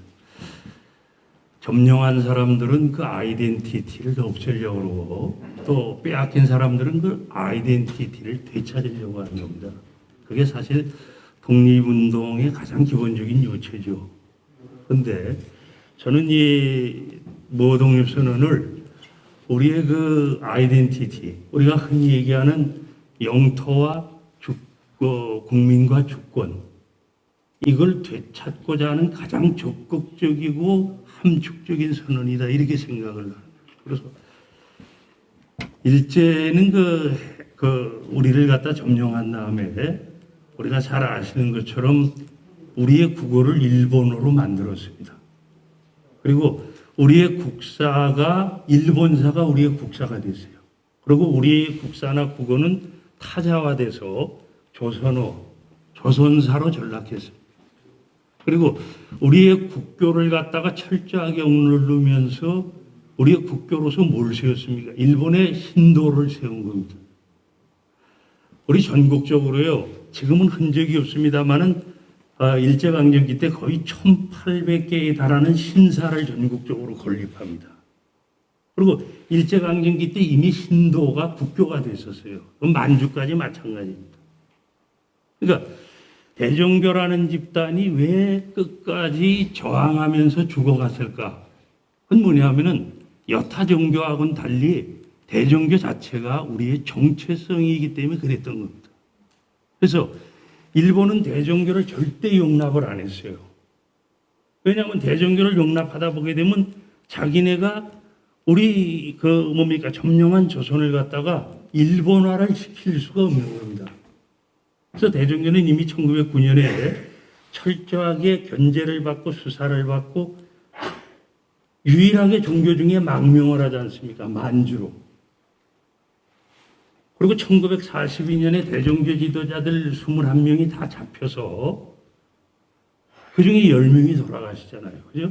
그래서 이 지역 가까운 출신인 안희재 선생도 그중에 희생을 당한 한 분인데 그러니까 이 정체성이라는 건 굉장히 중요하죠. 그래서 저는 이 대한독립선언이라는 걸 얘기할 때 뭐냐 하게 되면 우리의 정체성을 찾고자 하는 가장 적극적이고 구체적인 외침이다. 이렇게 얘기를 합니다. 우리가 아는 바와 같이 그 대한독립선언 김영달 교수님도 얘기를 했지만은 그 뒷부분에 뭐가 나옵니까? 그러니까 일어나라 독립군 일지, 독립군은 천지를 평정한다. 일신 어찌 아낄 것이랴, 개돼지 같은 삶을 어찌 구도할 것이냐. 이게 무호독립선언에 외쳐진 최고였던 그거예요. 쉽게 얘기하면은 우리가 노예로서 사느냐 주인으로서 사느냐 이걸 결정하자라는 겁니다. 그래서 이 대한독립선언의 배경을 보게 되면 1910년 11년에 이미 대종교단에서는 조직적으로 예관 신규식을 상해로 보내죠. 그리고 서간도로는 단의 윤세복을 보냅니다. 그리고 북간도로는 누굴 보내냐면 박찬익, 정할립, 그리고 이동춘, 그리고 연해주로는 이상설을 보내요. 고제 이상설 선생을 보냅니다. 그러니까 그런 네트워크 속에서 사실상 이 대동단결 선언이나 대한독립선언, 무독립선언이 이루어지는 거죠. 그리고 그 선언의 주체가 되는 중광단이라는 게 뭐겠습니까? 대종교의 중광이라는 용어를 갖다 그대로 갖고 간 거예요. 대종교를 일으킨 홍합나철은 창교라고 안 그랬습니다. 중광이다. 이거는 우리 역사 속에 빼앗긴 가치를 갖다가 다시 세운다라는 거. 이게 이제 뭐냐면 고려 말 때 정몽주가 그렇게 외쳐댔던 존주자 양이죠. 이 정몽주는 우리한테 애국 충절 그렇게 가지만 우리한테는 사실 아이덴티티 측면으로 보면 상당히 미묘한 분입니다. 그분이 성리학을 우리 땅에 사실상 어떻게 본다면 가치화시킨 거예요. 그게 존주자 양의적 정신입니다. 주자를 높이 세우고 그 외의 모든 가치는 배타한 거죠. 그것이 조선 건국의 정도전으로 이어져서 동주조선으로 나오는 거 아닙니까? 조선은 동주조선이에요. 우리 그 단군은 상관이 없습니다. 주나라 무왕으로부터 선택을 받은 기자가 세웠기 때문에 우리는 조선이라는 겁니다. 그게 조선 경국전 북호조에 나오는 거예요. 그 정신이 뭐 송시열의 존주대의로 오고 그 구한말 때 뭘로 옵니까? 우리가 잘 아는 척사위정이나 동도서기가 다 그 가치입니다. 유교로서 망한 나라를 다시 유교를 세워서 찾아보자. 이런 것이 바로 이 동도서기 같은 거 아니겠습니까? 근데 그걸 정면으로 이 뒤집은 사건이 1909년 홍합나철이 외쳐진 국망도전이에요. 나라는 망했어도 정신은 있다. 그 정신이 뭐냐면은 박은식이나 신채호가 그렇게 안타까워했던 천년을 우리를 노예로 만든 천년을 노예로 만들어서 그거로서 잃어버린 정신을 되찾자라는 겁니다. 그걸 홍합나철은 팔관으로 본 겁니다. 고려시대 팔관. 하늘 제천하는 고려시대 팔관이 불교행사가 아니죠. 팔관. 그래서 그 정신으로 뭉친 것이 중강단입니다. 그리고 거기에 서명한 사람들 39인 중에 대종교에는 자료가 없어요. 일제강점기 때 자료가 다 없어졌습니다. 다 빼앗기고. 근데 그 남아있는 흔적을 보더라도 25명이 대종교인입니다. 조상황 선생을 포함해서. 그리고 거기에 참여한 6, 7명의 기독교인들도 다 뭐냐면 그 사람들은 대종교를 국교로 받아들인 사람이에요. 이승만, 안창호, 이동희, 김야견 이런 사람들이 정서적으로 대종교를 국교로 받아들인 거예요. 특히 김야견 같은 사람들은 명동학교에서 예배를 볼 때 단군 할아버지를 걸어놓고 예배를 받습니다. 그 명동학교 출신 문익환, 동생 문동환 목자 있지 않습니까? 그 사람은 대종교식으로 결혼을 한 사람입니다. 뭐냐면 당시의 그 대종교 사상이라는 것은 뭐냐면 이념과 종교를 넘어서는 거예요. 그래서 거기에 담긴 사상 역시 뭡니까? 거기에 담긴 사상도 조소왕 선생이 기초했습니다마는 그 전체적인 내용이나 사용된 단어, 사상서 또 단락 구성의 방법 보게 되면 철저하게 대종교적 질서입니다.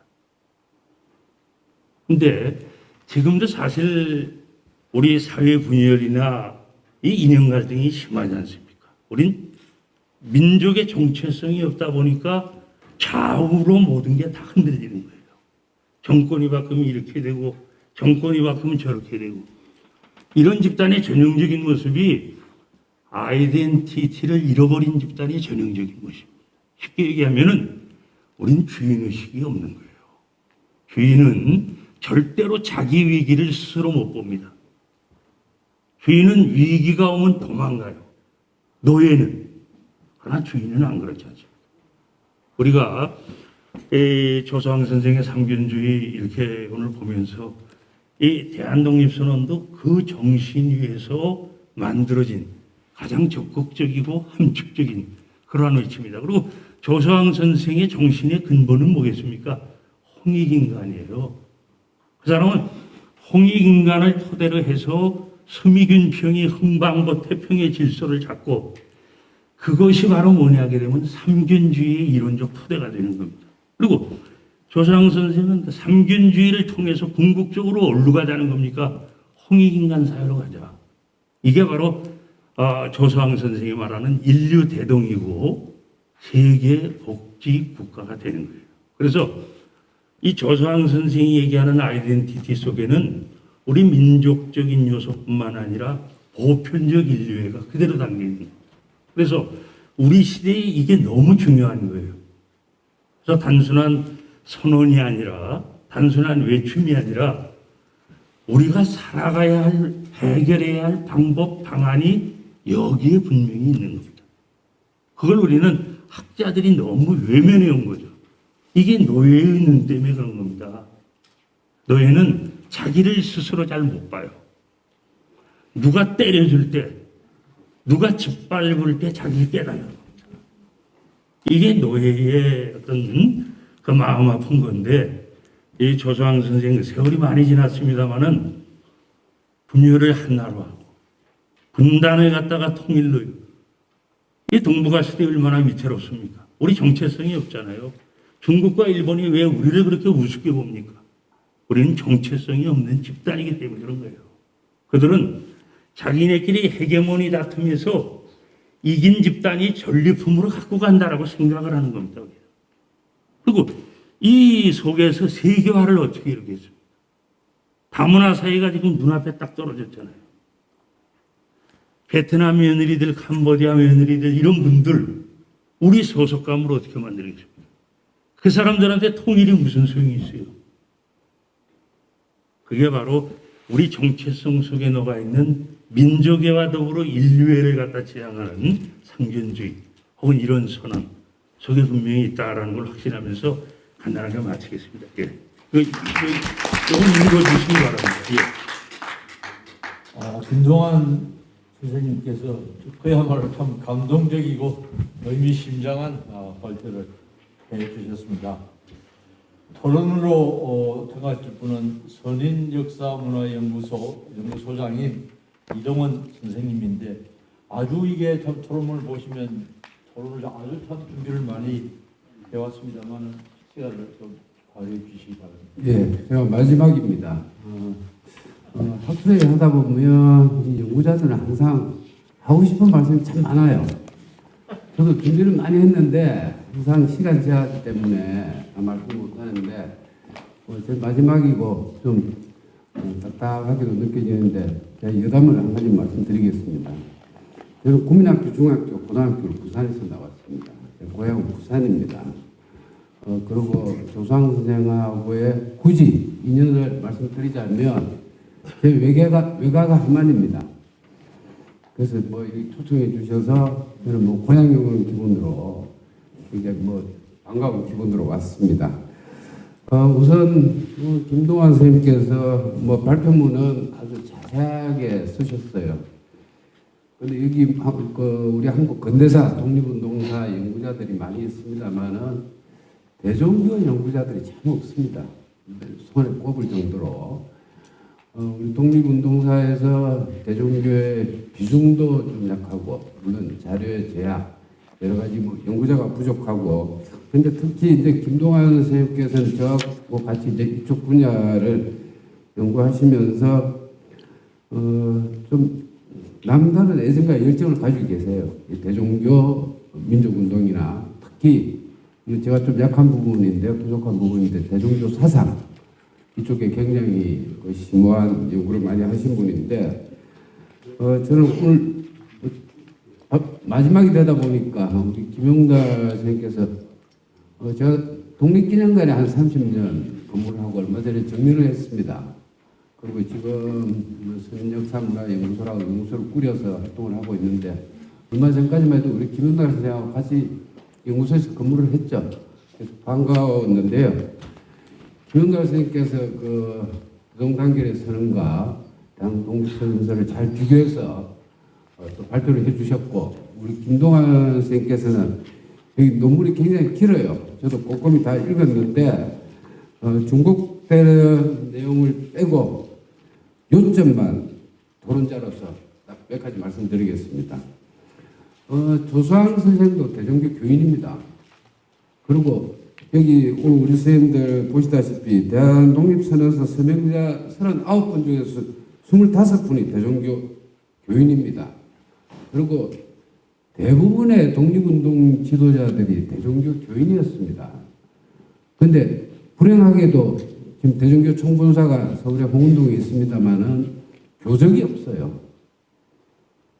그래서 교회 다니시는 분들은 교적이 있지 않습니까? 대종교는 교적이 없어요. 그런데 이제 대종교 중강 60년사라는 책에 나오는 분들을 다 저는 연구자로서 대종교 교인이다라고 이렇게 보고 있는데 많이 있죠. 여기 기장에 김두봉 선생님도 있고 대종교 쪽 인사들이 굉장히 많은데 아직 연구가 많이 안 돼 있고 조수왕 선생님도 대종교 교인이었다는 사실은 일반인들이 잘 모르실 겁니다. 그래서 오늘 대한독립선언서 그 발표 배경에 대해서 예간 신규식 선생 얘기가 참 많이 나왔어요. 이거는 우리 선생님들 알다시피 1905년에 울산여기학 체결되고 1910년에 경술교육지 나갈 때 독약을 먹어서 애꾸는 애자입니다. 눈이 한쪽이 실명을 했죠. 그래서 예관입니다. 호가. 근데 이 신규식 선생에 대한 연구도 많이 안 돼 있어요. 부족해요. 그래서 최근에 이제 그 전집이 2권 나왔다 그래서 조상 선생님도 아마 제가 알기로는 작년에 어디 국회 이걸 신청한 걸로 알고 있는데 조상 선생님도 마찬가지입니다. 조금 전집도 나와야 되고 여러 가지 앞으로 우리 연구자들이 연구해야 될 숙제가 많이 있는 것 있습니다. 그래서 우선 조수왕 선생하고 신규식 선생하고 관계를 보면 조수왕 선생은 1887년생이고 신규식 선생은 1880년생입니다. 예관 선생이 7살이 많아요. 그런데 나이가 중요한 건 아닙니다만은 예관 선생을 보면 1911년에 대종교 시기요사로 상해로 망명을 하시거든요. 상당히 일찍 망명을 하십니다. 경술국지 당하자 그냥 상해로 망명하시는데 쭉 활동을 보면 12년에 동제사, 15년에 신한혁명단, 대동단결선언, 1917년, 그리고 18년에 신한청년단, 또 오늘 발표 주제인 1919년에 대한독립선언서, 또 28독립선언, 대한민국 임시정부 수립 이쪽으로 쭉 예관 선생의 활동이 이어오는데 저는 말씀드리고 싶은 게 이 대한독립선언서 초안을 작성한 분은 분명합니다. 기초하신 분은 조수왕 선생인데 한 가지 이제 여기 선언서 내용을 저 선언서를 여러 번 읽어봤습니다. 최근에 이제 우리 김동완 선생이 역주 번역해가지고 내신 자료도 있고 해서 참 읽기 쉽게 돼 있죠. 여러 번 읽어보고 느낀 점이 기초했을 때 근데 선언서가 중요한 게 선언서 제목, 내용, 발표 주체, 발표 장소, 발표 일자, 서명서에 어떤 분들이 서명했나 이런 게 굉장히 중요하거든요. 근데 대동단결 선언하고 대한독립선언서에는 날짜가 없어요. 우리 선생님들 자료 보셨지만은 이렇게 되어 있습니다. 당군 기원 4252년 2월 땡 1일이 없어요. 왜 날짜가 없을까요? 날짜를 정했을 거 아닙니까? 근데 왜 없는가 하면 대동단결의 선언하고 대한독립선언서는 물론 조수왕 선생이 기초 초안을 작성했고 그게 바로 제가 말씀드리고 싶은 요점이 예간 신규식 선생의 역할입니다. 대종교 분들이 중심이 됐지만 슬슬 내용을 읽어보면 대종교 내림새가 굉장히 짙어요. 용어라든지 내용이 좀 전투적입니다. 근데 대종교 교인들만 할 게 아니고 그래서 일명 무호독립선언서라고 하지 않습니까? 그 당시에 다 음력을 썼거든요. 그때부터 18년부터 이미 시작을 한 겁니다. 예간이나 신규식이나 조수왕생 이런 분들이 준비를 했는데 대종교 교인들만 할 게 아니고 이걸 해외에 있는 우리 독립운동가들 그래서 대한독립선언서 서명자에 보면 이동희도 있고 박용만도 있고 해외 미주나 러시아에서 활동하시는 분들도 다 이 참여를 하거든요. 김학영도 있고 그래서 그런 뜻에서 이 날짜를 명기하지 못한 게 아닌가. 그래서 이거는 신규식의 제안으로 국외 독립운동 지도자들을 대거 참여시키자. 그래서 조금 미뤄오다가 날짜를 정하지 못하고 일을 쓰지 못하고 월로 끝낸 게 아닌가 그런 생각이 들고요. 또 나머지는 제가 한 가지만 제가 좀 궁금해서 우리 김동완 선생님한테 질문 드리고 싶은 게 백포서일이라는 분이 있어요. 우리 김동완 선생님 논문에 보면 중강단, 대한정의단 우리 선생님들 잘 아시는 청산리 대첩의 주역 북로군정서라고 그러는데 정식 명칭이 대한군정서거든요. 중강단 단장, 대한정의당 단장, 대한군정서 총재를 한 분이 서일이라는 분이 있어요. 이분은 수전병행, 수양 한일 무장투쟁에 전념하신 분인데 대종교 2세 교주 윤세복이 대종교는 카리스마가 굉장히 강합니다. 현재 교주가 다음 교주를 지명을 해요.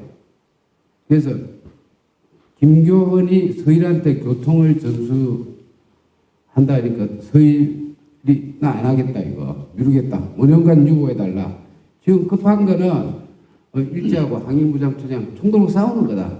그리고 총 들고 싸우시면서도 항상 수전병에 대종교 교리로 수양을 하신 분이에요. 근데 대종교에 대한 홍함의 영향을 받아서 우리 김동완 선생님 잘 아십니다만은 대종교에 굉장히 심오했고 책도 많이 내셨거든요. 근데 한 가지 의문이 대종교에서 상당히 비중 있는 인물인데 서일이 대한독립선언서 서명자 39명 분이 빠져있어요. 그게 좀 궁금해서 그 한 가지만 질문 드리고 제가 토론 마치도록 하겠습니다. 네, 고맙습니다. 충분한 시간을 못 드려서 죄송합니다. 간단하게. 상당히 제가 답변하기가 굉장히 애매해요. 자료가 없으니까요. 근데 강간 서일이라는 인물이 대단한 사람이에요. 그 사람은 어느 이래 어느 철학 교수는 자기 책을 내면서 20세기의 철학자가 있다면 서일밖에 없다고 보는 사람이에요. 사실 우리 정체성을 철학적으로 푼 사람이 사실 그 사람밖에 없어요. 다 그냥 불교, 유교 아니면 서양 철학을 토대로 해서 다 간 거지. 이 사람은 이제 홍합나철의 영향으로 철학을 갖다가 상당히 그 책을 독립군들하고 같이 냅니다. 북로군정서를 갖다가 나중에 결성하는 개환이, 고평이니 뭐 이런 사람들하고 같이 블라디보스톡에서 1918년에 그 교리책을 내요. 그리고 이 사람은 돌아가시기 전까지 늘 이 헝겊 가방을 메고 다녔다고 해요. 이용래 그 독립투사 이용래가 같이 그러니까 연구. 그리고 이 사람은 그 대한군정서, 북로군정서의 병영 안에 대종교 동도본사를 거기 설치합니다. 그러니까 지금 말씀하신 수전병에 분교 일치를 철저하게 지향했던 사람이 그 사람이거든요. 근데 그 양반이 왜 안 했을까? 그것은 그 양반뿐만이 아니라 북로군 정수의 나중에 중요한 역할을 하는 현천목도 안 했습니다. 그리고 정신 같은 사람들도 안 했어요. 이용래 같은 사람들도 안 했습니다. 그건 뭐냐 하게 되면 아마도 제 개인적인 생각은 그렇습니다. 백포서일은 그 문서화 시킬 때에 이미 여러 가지로 드러나는 게 있으니까 그걸 아마 김교훈하고, 김교훈은 1917년에 만주로 넘어가서 대종교 교주 노릇을 할 때 가장 먼저 어디에서 생활을 2개월간 하냐 하면은 백포서일의 집에서 합니다. 왕청년 덕원리 백포서일의 집에 기거하면서 백포서일하고 무장 독립투쟁에 관한 그런 걸 상당한 얘기를 한 것 같아요.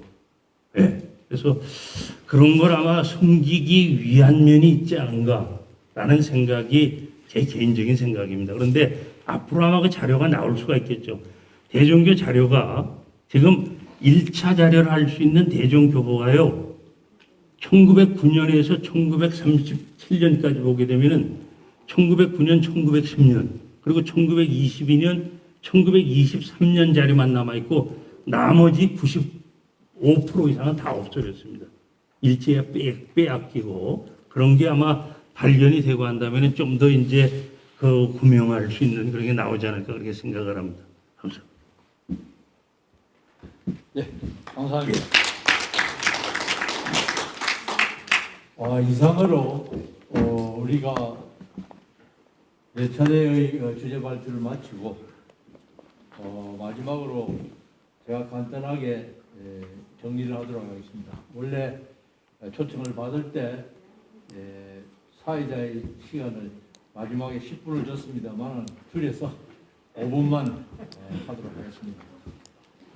오늘 이 자리는 의의를 제가 한마디로 말씀을 드린다면 그간에 일반적으로 우리가 조수왕 선생님 삼균주의 하면 주로 중국의 선문의 삼민주의나 강유의 대동사상 이런 방면에서 주로 접근을 했는데 오늘은 그야말로 이 삼균주의의 이념적, 철학적 이 지평을 훨씬 넓혔습니다. 어떻게 넓혔느냐? 첫째는 이 삼균주의와 또 조수왕 선생님과 대종교, 단군 신앙과의 그야말로 뗄래야 뗄 수 없는 깊은 관계를 오늘 이 자리에서 우리가 확인을 할 수 있었습니다. 그리고 두 번째는 김명섭 선생님이 이것도 아주 최초로 발견했습니다.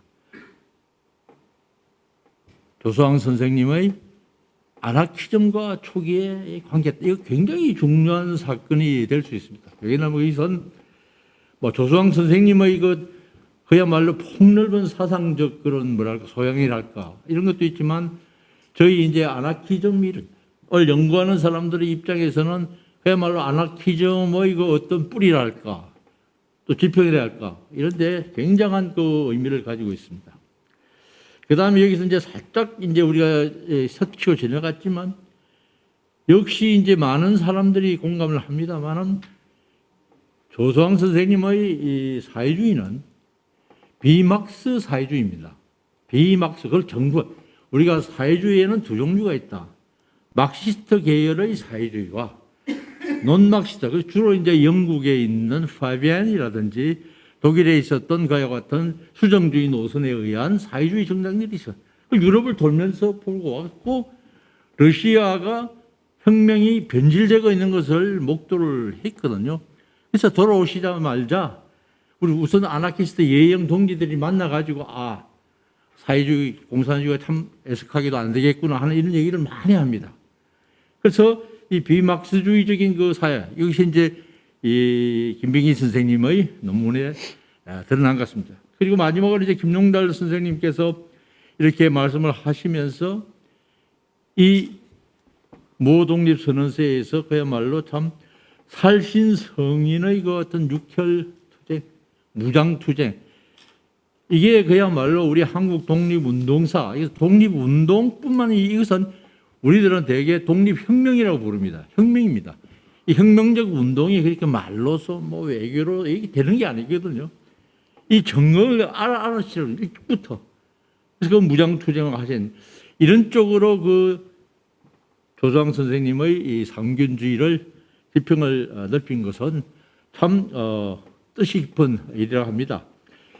저도 이제 부산 출신으로서 1990년대 초에 부산 아나키즘 연구회를 만들고 2001년도에 한국 아나키즘 학회를 창립을 했습니다.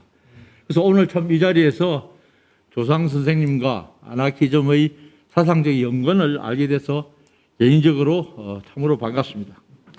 끝으로 이 행사를 주최하신 삼균학회, 조소왕 선생 기념사업회, 상균주의 전국연합회, 청년전국연합회, 그리고 거기에 오늘 회장으로 취임하신 예영 회장님 취임을 축하드리고 또 우리들을 이렇게 초청해 주시고 이 행사를 만들어 주신 데 대해서 감사드리고 무궁히 발전하기를 바라면서 오늘 사회와 모든 행사를 마치도록 하겠습니다. 감사합니다.